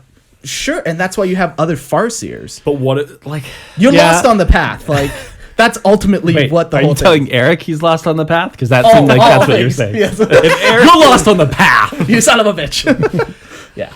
No, I because we definitely see that there are some Farseers that are more militant than others. Yeah, and that sure, seem to be in sure. battle all the time. Yeah. And then there's others who I would assume are just more peaceful. And like, yes, if they're absolutely needed and they read it in the runes and things that they need to go into battle, then they will. But that's what you're not saying, really. I think, is different than what Mark is saying. Mark is saying you make a conscious decision, or you don't. You are unable to leave the path of the Warlock, and so you will never focus on anything other. You're saying, sure, you have a propensity for it, but you can do other things. I think once you're lost on the path of the Seer, it's going to be like an itch that you just can't scratch. And if you're not moving in that direction, then it's only going to get more and more uncomfortable for you. So yeah, you could be saying like, I'm going to stay on, I'm a Warlock, Warlocks for life, like this is all I do. But I just think that there is something when you're lost on the path that is going to pull you eventually into being a Farseer. I don't think you can just be lost on another path without it, because it's going to bend you over into the only outlet you're going to have is that you need to be this Farseer. Sure. Because it's so rare to begin with. Like if we're talking about like a handful on a craft world, like yeah, and handful is in like 2, 3, right? 4 Is that how many Eldar you can hold? in my hand. Yeah, in one hand. Interesting. How many Eldar models can you hold in your hand? I max out. But I got small hands. it definitely seems like it's harder to be lost on the path of the Seer. Why do you think that? I think because it's a self-control thing that is kind of built into everything that you're doing. And Sure. But this this would protection also as be- well, and being the guidance that you Yeah. have through the runes and through the spirit stones and through But if those ever that there are was a leading path- you and protecting you. If ever there was a path that was tempting, it's the path of the Seer. To you, maybe. To every Eldar, it's literally who they are, is a psychic being, and they're teaching you how to be psychic. Maybe, sure. Because you've denied yourself that part so long, and then all of a sudden you're learning about what it And truly you're meant to constantly be. being assaulted by demons, and you're like, Well, you're not. This is fucking shit. You're not, because you have the runes, right? It It offers a level of struggle. protection. Oh yes, but it's the most dangerous path. Do you really want it? Probably not. There's not a lot of them, because every Eldar has the potential to do this. Yeah. But they're still the rarest path because it is tough, and you got to master at least one other path before you can come do this. I do think there is a greater level of temptation along this path than the path of the artisan, or the like. I think that's If you were to look at the you pers- putting what you want into it, because you find magic more appealing than creating art. But people like Tim, he would probably tell you the opposite. Just imagine just saying, Don't assume. It's just go 2019. free. You know, like I think that's you putting your what you like into it. Because all the whole point Could is be. all the path is like you're following your heart, And that you're doing what you're being called to do. It definitely never says that it's the most tempting. Yeah, all it calls it is the longest, most treacherous, most complex, and rarest. It never technically says it's the most. Technically, Yeah, I mean, we know that there's only a handful per craft world. So even if we don't fully understand why so few are lost on this path, we do know that there's only a few that are. And so yeah. it's one of the And harder especially ones to since- get into to begin with, and then Yeah. it's one of the harder ones to get lost on, it would seem. Yeah. But I think that's because of the protection. I think that those runes and spirit stones, from the moment you're kind of becoming a seer, that's like trained into you these protections to keep you from being lost. Yeah. So it is harder to be lost. Yeah. Yeah. So after all that, let's talk about the responsibilities of a Farseer, or some of them, or what they're required, or however we want to look into it. So the very first one is the reason why they're called Farseers is because they read the skeins of fate. They can actually like literally see into the future. They pick out which strand is actually going to be the best one for them to follow. They cast runes, Right. kind of like casting like a bones or something, or Dice. dice, to try and to predict what's happening, Yeah. read the potential of it. But also another thing they do is they actually send themselves like an astral projection into the warp and attempt to read like the spider web of everyone's fate within it. So they'll actually see the future that way, as well as through this rune casting prognostication, or however you want to call it. But yes, that is a huge one, because that allows them to make decisions for the Eldar craft world. So, but they also do many other things. Yes, that's just a very, because no one else is really doing this, and thanks to Farseers, like it's like the reason the Eldar race has survived for so long. Is the Farseers are positioning the Eldar race in ways that are ensuring its survival, but it is still a losing battle for them, and it always has been ever since Slaanesh. One of the interesting things I came across when I was researching this is that there's at least one example of a Farseer reading the runes incorrectly and it dooming a planet. That'll happen. So, because you think about the Farseers, so cool though. I love that idea. Like, but was it his fault? Did something, like, was a demon affecting like the rune, or did the demon cloud his mind? Or that's so cool to think of. No, I think it was just his mistake, and then he was like, that's just as bad, right? Yeah, no, for sure. Because wouldn't it be nice if it was you some just say, demon no, it or was just something a else, demon. right? Like, it's not my fault. You screwed up. Oh, man. You read them wrong. So, because you kind of think of like the Farseers as being like infallible, right? Yeah, they're going to just cast these runes. The level of the ethereal, right? Like, you don't question them. Yeah, because they are so honored. In their society. But just knowing that they could get it wrong. I like and that. have the whole fate of like a world. Not just a little mistake. Big thing. So another thing that they do is they direct the psychic power of the Infinity Circuit through the craft world. Don't really have great examples of this. No, I just see like the craft world is like all made of wraith bone, so like it's that psycho resonant plastic, so the spirits can flow through it. We know they can, but then they're also using their psychic power to power the engines. They're powering certain areas of the ship depending on where they need it. So they set the climate in here. Exactly. So they're turn just these lights on. Yeah, they're just directing them with like directing the psychic energy throughout the ship where it needs to be. So they will occasionally accompany Eldar warriors into battle. Just like you'll see this way more often in like stories, I think, than it actually happens. Just because they're so valued. They just seem like such like a great resource. Like if you lose a warlock, like sure, but I mean he was made for battle, right? But if you lose a Farseer, you potentially lose someone who is saving your entire craft world, right? Like just the risk needs to be equal to the reward for a Farseer to step out into the line of an Astartes Thunderhammer. You know, like right? Unless that's what the fate calls right, for. Of course. Of course. Yeah, of course. It seems that Read way. the schemes. But because this is 40K and because this is a game, like basically whenever you see a Farseer, they're in battle. They're always in battle. Yeah. All the greatest Farseer heroes are constantly in battle, it seems. There's not a lot of Farseer examples of them like just chilling Gardening. and being peaceful. There's a couple. Just Path of the Seer isn't bad for that. There's some, but when you're looking at like the list of the great Farseers, they're all warriors. Lexicanium is only going to have like great battles, right? They also teach and guide other Eldar on the path of the Seer. Yeah, it seems to be like a one-on-one type deal too. It can't be. That's impossible though. Wait, define one-on-one. Like just like a Farseer took like the new novice under their wing. Yeah, it's not like he has a classroom full of people. No. It's just like a single person, and then eventually. But I don't see it as like Sith and Sith apprentice. No. Where there's not only it's not one. the rule of two. Yeah. It's just the fact that like he could have multiple one-on-ones. Yeah, exactly. Yeah. Yes, because there are times when she's alone, or eventually, you know, she learns enough for her to do things by herself and go off, and he's just there as a guide. Yeah. But it's just they entrust like the introduction of the warp to these people who have spent potentially thousands of years mastering it. So. Yeah. They also are the acting council, and they advise autarchs,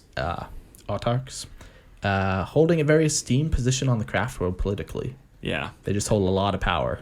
A lot of this will come down to reading the Skeins of Fate. Yeah. Just the fact that they can tell you, like, hey, don't, like, put your steers 2 degrees to the right. Don't do it any other way, or else in 300 years, this thing is going to happen. Yeah. Right? Apparently, a lot of the things that they do are inconsequential in the moment. Yeah. But because what they're trying to do is save it for as long as possible, it affects things greatly in the future. The thing is, like, all Eldar are super old. Well, not all of them, but they can live, forever. So, they're not just looking what's going to benefit me in this battle. They might... Or in 5 years, or in 10 years. They might intentionally make that battle a loss because they know then it's going to rally the people. 20 years from now, it's going to help them in the war. No, that's a good example. They, like, there's nothing saying that Farseers are good people. They could essentially doom one aspect of Eldar to save the race as a whole. And they specifically often will doom other non-Eldar people. Oh yeah, they have no problem sacrificing lesser races for themselves. Yeah. So everyone else is like a worm compared to them. So yeah. So that's like their main role Yeah. as a Farseer, as a guide to the craft world, what benefit they offer with their psychic powers. Yeah. When a Farseer meditates, and a lot of time of theirs is spent in meditation, they cast their mind upon the flows of the warp and attempt to read them. And most of a Farseer's time is devoted to this task. It allows them to perform all other tasks while focused solely on the good of the craft world and the Eldar race as a whole. Yeah. Yeah, it's pretty wild. Pretty cool. I wouldn't like that job. Too much responsibility. Much too much. Yeah. I'm a simple man. You read one rune wrong, you're like, oh no, it was reflected in a mirror and I read it wrong. I can't even read normally. Yeah. But Crystal Seers is very cool. Peter, you want to? So this is one of the coolest aspects of the Farseers. Death? No, just of all the like little nuggets of lore that you come across About Farseers? Not the Skeins of for Fate. the Eldar, I think. The Skeins of Fate, the whole like casting runes and like I appreciate how specific you've taken it in your mind to the like 2 degrees over here. They say that. Is it really that specific? They will make people step with a different foot in one area to change something in the future. That's something that's done. Or they'll place a rock in a different location. Sure. That's real. That's not me making things up. That's real. It's That's very just butterfly effect. It is, yes, because right. They're looking for something thousands of years down the road potentially. Yeah, that just seems so specific. It is. That's why it's such a crazy job. Yeah, and look, if they're meditating and, reading the warp for 8 hours a day, then sure, why not? But the Crystal Seer, to me, one of the cooler aspects of the Eldar and of the Farseers is that they spend so much time in the dome of the Crystal Seers, where they're meditating, and that's where they're like close to the infinity circuits, and that's where like the soul stones are put in. It's just all in this dome. So they spend so much time there, and their minds out of their bodies in reading the warp, or because do the Farseers also go in? I know they're in charge of the infinity circuit and making sure that things are moving, but they're not really going in there. Or they could be, I guess. They could. Yes. Especially if they specialize it's mainly the job there. of the Spirit Seers to take care of that, right? So. But anyways, they're just kind of sitting there and meditating and focusing, and then their bodies begin to crystallize. That'll happen. And so that's why you never meditate. That's right. It's dangerous. That's why you're constantly moving. You just never stop. You're like a shark. Just that fear of crystallizing. I was told once 80 years ago, if I stopped moving, I would die. So apparently this starts with their bones, and eventually their entire body turns into crystal, and it immobilizes them and it effectively kills their body. But then they're still alive, and so when a Farseer reaches this point, They place their bodies within this dome, and they allow their spirit to leave their body, and it fully incorporates into the infinity circuit, where they join the circle of Eldar life. So, Nice. Good touch on adding that line in there, Peter, about the circle of Oh life. god. so that means that they're not in a spirit stone, Yeah. but that they are in the infinity circuit without a spirit stone taking them there. But otherwise, that's it's an not. interesting thing to I don't think think it's really any different. Well, it depends. When I 'cause was reading this how would today, you pull them back out if they don't have a spirit You stone? break off one of their fingers. do you think that they? But do you Maybe think that they? because they well, obviously have a spirit stone on their body. I wonder if that would just be the one that you pull them back into, because their body would have had a spirit stone. Every Eldar. That's interesting though, because I've always just kind of pictured spirit stones as being like more generic than specific. That I wouldn't necessarily need to find the Jordan spirit stone You to do, pull him back yeah. in. Is it that specific? It is. Really? Yeah. So then do they just have like millions of Yes. spirit stones and they have to like catalog them? Yeah. I always pictured it more as like the spirit stones being like absorbed into the infinity circuit and like disappearing So than the being stones like can like fit in your hand. They're like pretty Right. small. Yeah. But when you die and your soul is in them, they are placed in this garden, and then they pupate and they actually grow and enlarge. And then if you want to grab that person again, you have to pluck their spirit stone from that. First, you have to convince them to go back into their spirit stone, and then you take that spirit stone out. that sounds really big. They're And- craft worlds. You understand these places. I know are, it's planet sized, Yeah, but and they like there's not a lot of Eldar either. I guess. Yeah. All right. No, that's No, cool. that's that's why just spirit seers are so essential, Right. Is because they're responsible for taking care of all that stuff. no, it's cool. But it does create interesting. I guess they would just have I their think it spirit would just be their stone, own and you would is take still your there. spirit stone Yeah, out of them before they crystallize. maybe. Who says they even ever want to come out though? Like They But might they not. totally do, they? because they're guiding other people. And No one says all of them are though. You're never done if you're an Eldar. Dude, that's- There's that's always true. another job for you. Sure. You don't just get to chill and relax. yeah. No, okay, fair enough. Like Uldrad, I've been doing this for 10,000 years. Let me sleep. But so a couple things to note when we look at this is their bodies slowly begin to crystallize, and it doesn't mean that like this. So this doesn't happen quickly. No. And they don't have to just stay and meditate when they're starting to crystallize. They can still move around. There's examples of like heroes being in battle with part of them crystallizing already.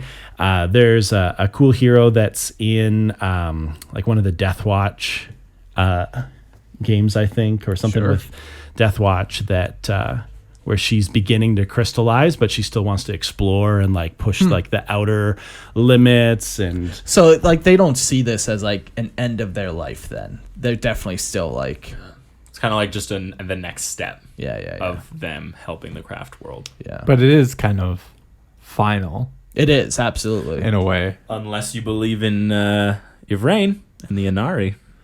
But yes, for most craft world Eldar, once you're in the Infinity Circuit, you're a spirit.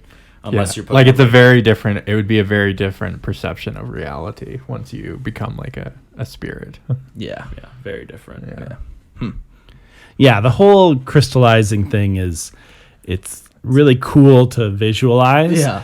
Like just these rows of like meditating Eldar bodies turned into yeah. crystals. Like that's very cool, very monkish. Yeah. Yeah. I like it. So one of the things I came across as well, because we were talking about the Wayseers and opening portals, and so there were 3 Farseers who were doing this complicated ritual, and as a result of the difficulty, they're trying to like transport a whole group of people out really quickly, but the 3 of them turned to crystal as part of this thing that they had to do, which would have been like it was considered like a great cost because it cost the lives of 3 of these Farseers.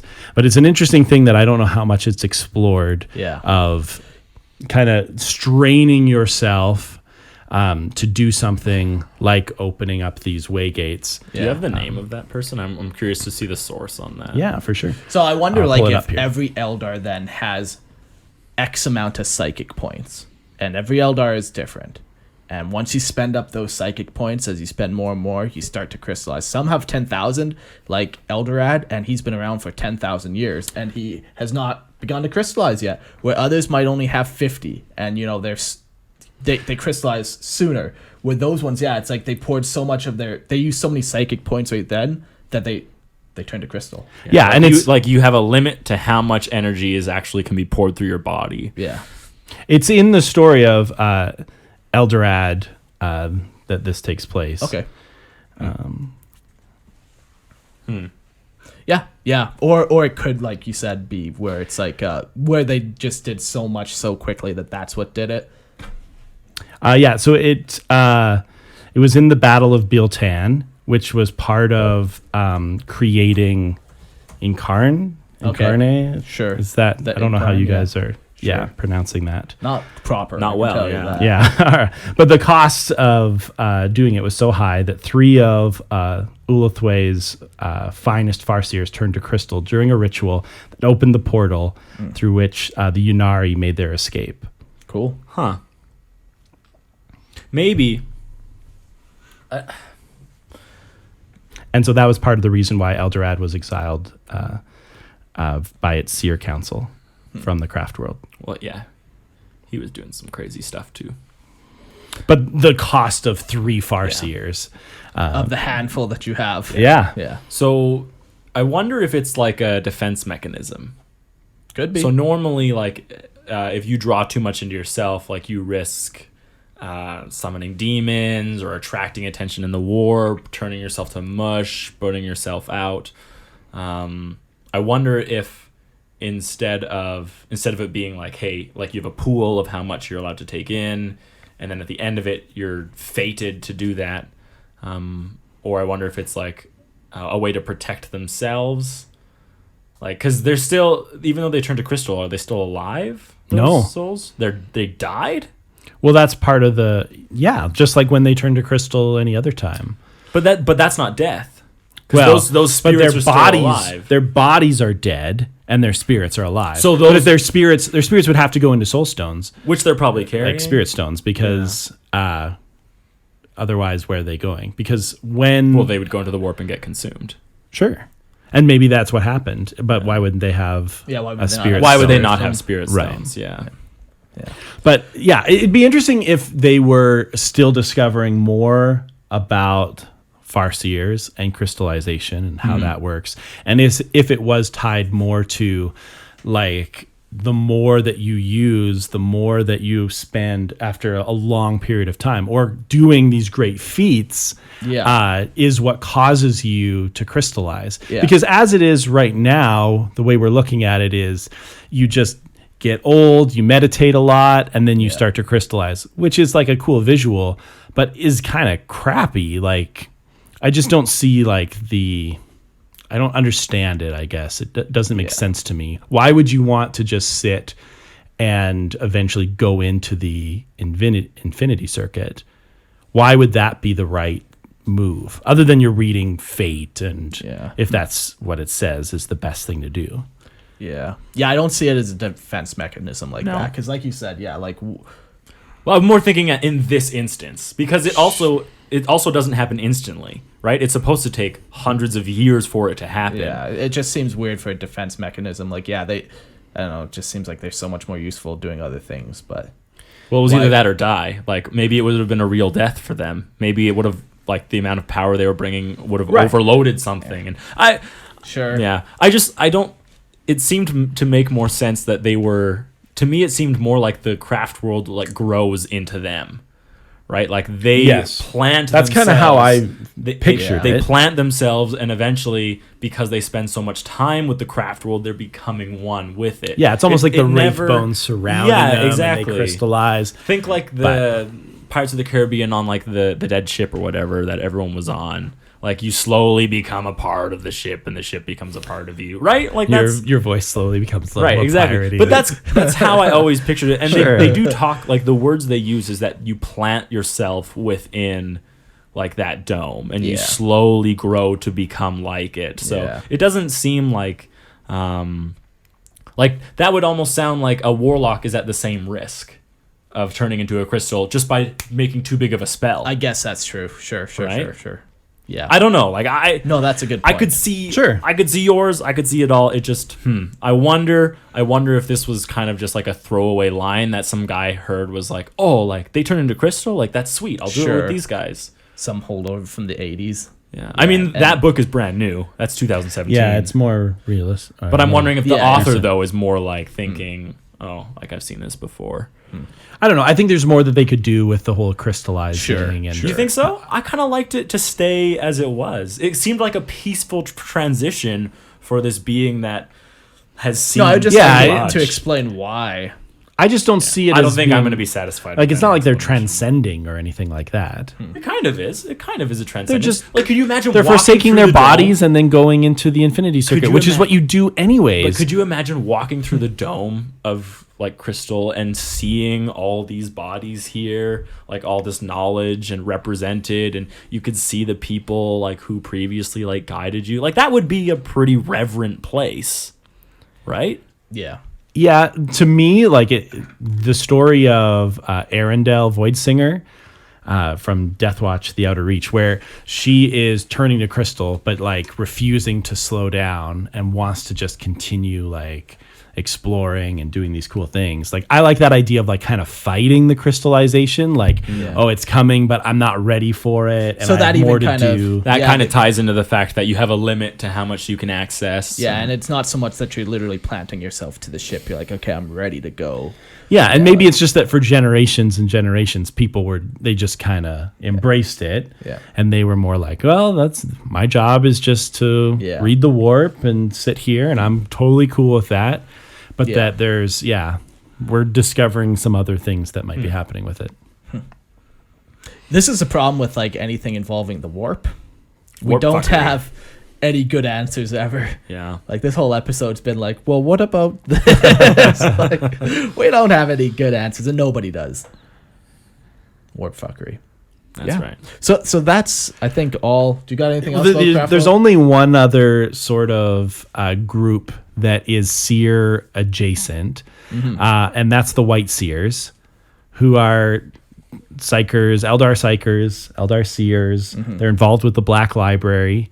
They wear all white, and they're kind of like a connection between the Eldar and the Harlequins at the Black Library. Okay. And so they're not like a normal part Yeah, of they're Eldar not on a craft seers. world. Yeah. Yeah. But they are just a cool other type of seer. And they are supposed to be like immune to chaos and studying chaos, but that there's no chance of them like giving in to chaos. And I just think they're cool. Yeah, no, that is very cool.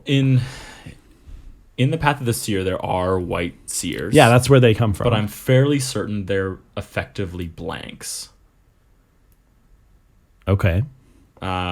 So they were called into the Eldar were like trying to collect this Chaos God item, but it like was overpowering them. And so all of a sudden this portal opened up, and these like seers that like the Eldar described as like they had no presence.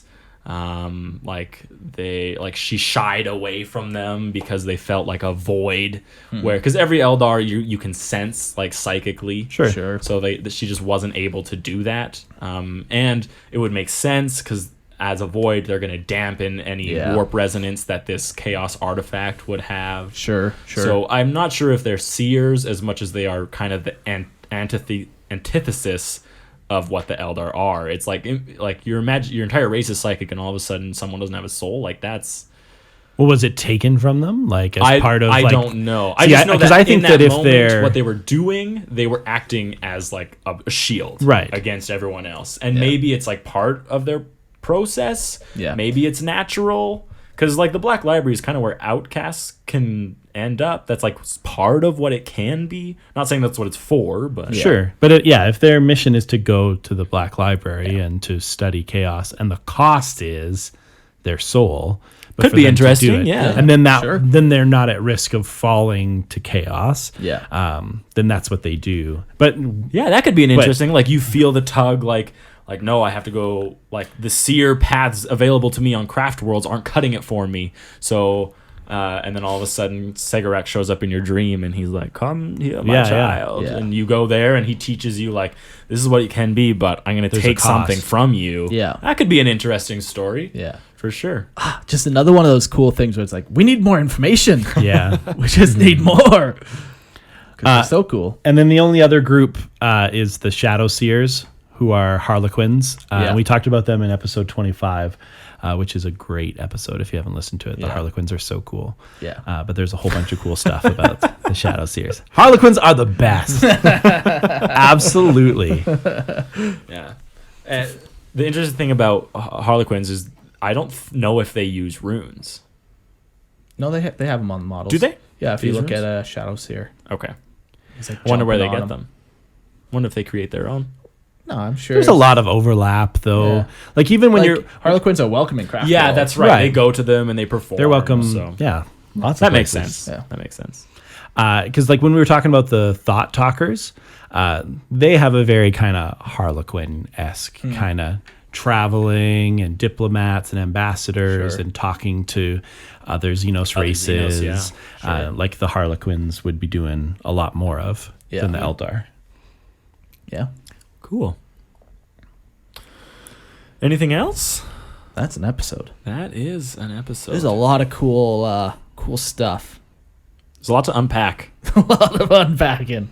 Yeah, these path of the Eldar episodes always have so much because we just don't know enough about the way they actually feel about everything and the way everything actually works out. Yeah, which is allows partly for a lot cool, of like- speculation. Yeah. Yeah. Yeah. I like it. Well, That was the last one.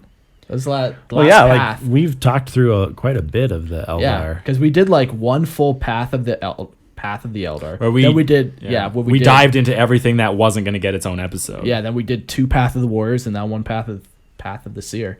So like you got a pretty good understanding of Eldar life. Now, I hope so. At least I would hope so. maybe you don't care. Maybe literally you use us to fall asleep. Interesting. Yeah, I don't know. The yelling. That's what does Nothing reminds me of home more than the yelling. it. The verbal abuse. They scream at each other. Yeah. Yeah. Cool. What was your guys' favorite type of seer? If you could be one seer, what path would you get lost on? Well, the path of the seer, and then I'd be a Oh. Farseer, Mark. Yeah, for me, yeah. Farseers Yeah. are definitely the coolest. But I want to be in power, right? Like I want to be one of wanna like a become a great handful That's right. of who like gets to read fate, who is like honored by my whole craft world, and who like bears the responsibility of correctly reading Yeah. the warp and fate. Like that's everything I want. Interesting.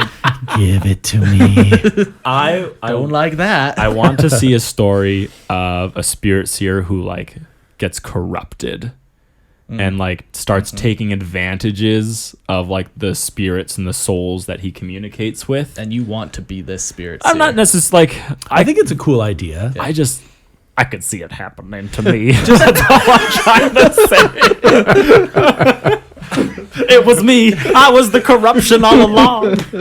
I just think it would be cool to see like a story of like a spirit seer who's trying to lead like a coup on a craft world, who then like takes all of these like wraith constructs and then like using like that haze Yeah. where they need To lie to them. to lie to them, to fight the Eldar, to take control of a craft world. Like So here's another reason why that would be awesome. The infinite, like craft worlds can defend themselves, right? So they can actually act in the face of an enemy. So what if he just convinced the craft world, because it's their job to go communicate with the spirits, like Yeah, what lie if to they the just craft convinced, world? yeah, that like everyone on this, like you've been invaded. you're riling up the spirits. Yeah, this is an infection Infinity on your planet, circuit. and so like that would like all that's left is him. And it could be kind of like the cool idea thought. of like a corrupted craft world would be very cool.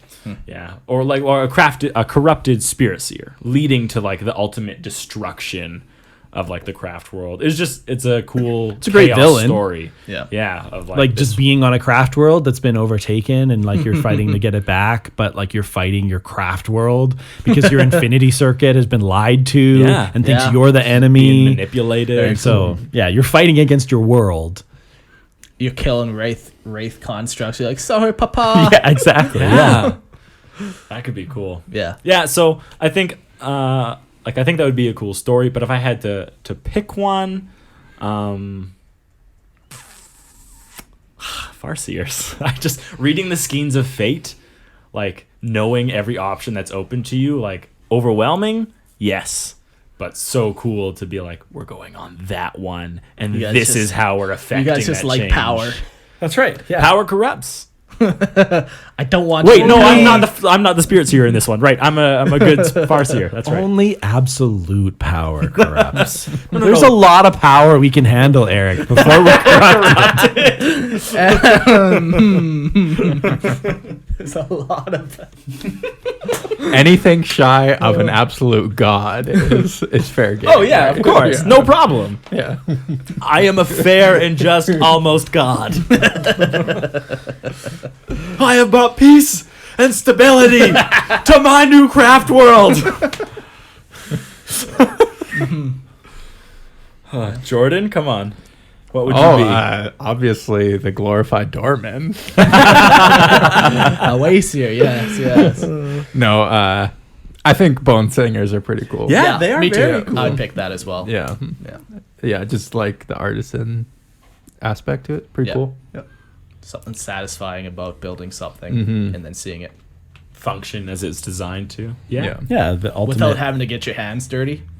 That's okay. Yeah. ultimate 3D printing. Yeah. Yeah. Yeah. Cool. Though I don't know if you guys will get the reference, but one of the ways I You're see gonna make it anyways. Yeah, I know. Peter will know. One of the Lay ways it on me. One of the ways You I would see be surprised how knowledgeable I can be about some Interesting. things. So the Farseer trilogy, right? Oh, of course. Robin Hobb. Robin Hobb, she wrote it. The way that she's probably one of the best like series I've ever read. Anyways, but the way she describes, so there's this stone that can be manipulated, but it's called like memory stone, and the only way you can manipulate it is by pouring your memories into it. So, but whatever you give it, you lose. But like the more strong your emotional attachment to the memory, the more detail you can create in the stone, and they become alive eventually, because eventually you give up everything you are into the stone. So this is how dragons were created. Okay. People Spoiler. shit. You didn't already read this. Hopefully no one's reading this. This is Just read- Game of Thrones, yeah, is just- it? Yes, Game of Ruined Thrones. a 3-book series right This there. is Game of Thrones. What's that? You don't learn that until like book 3. no, like book 10. Well, I guess memory stone. if you start all the way from the beginning. I guess.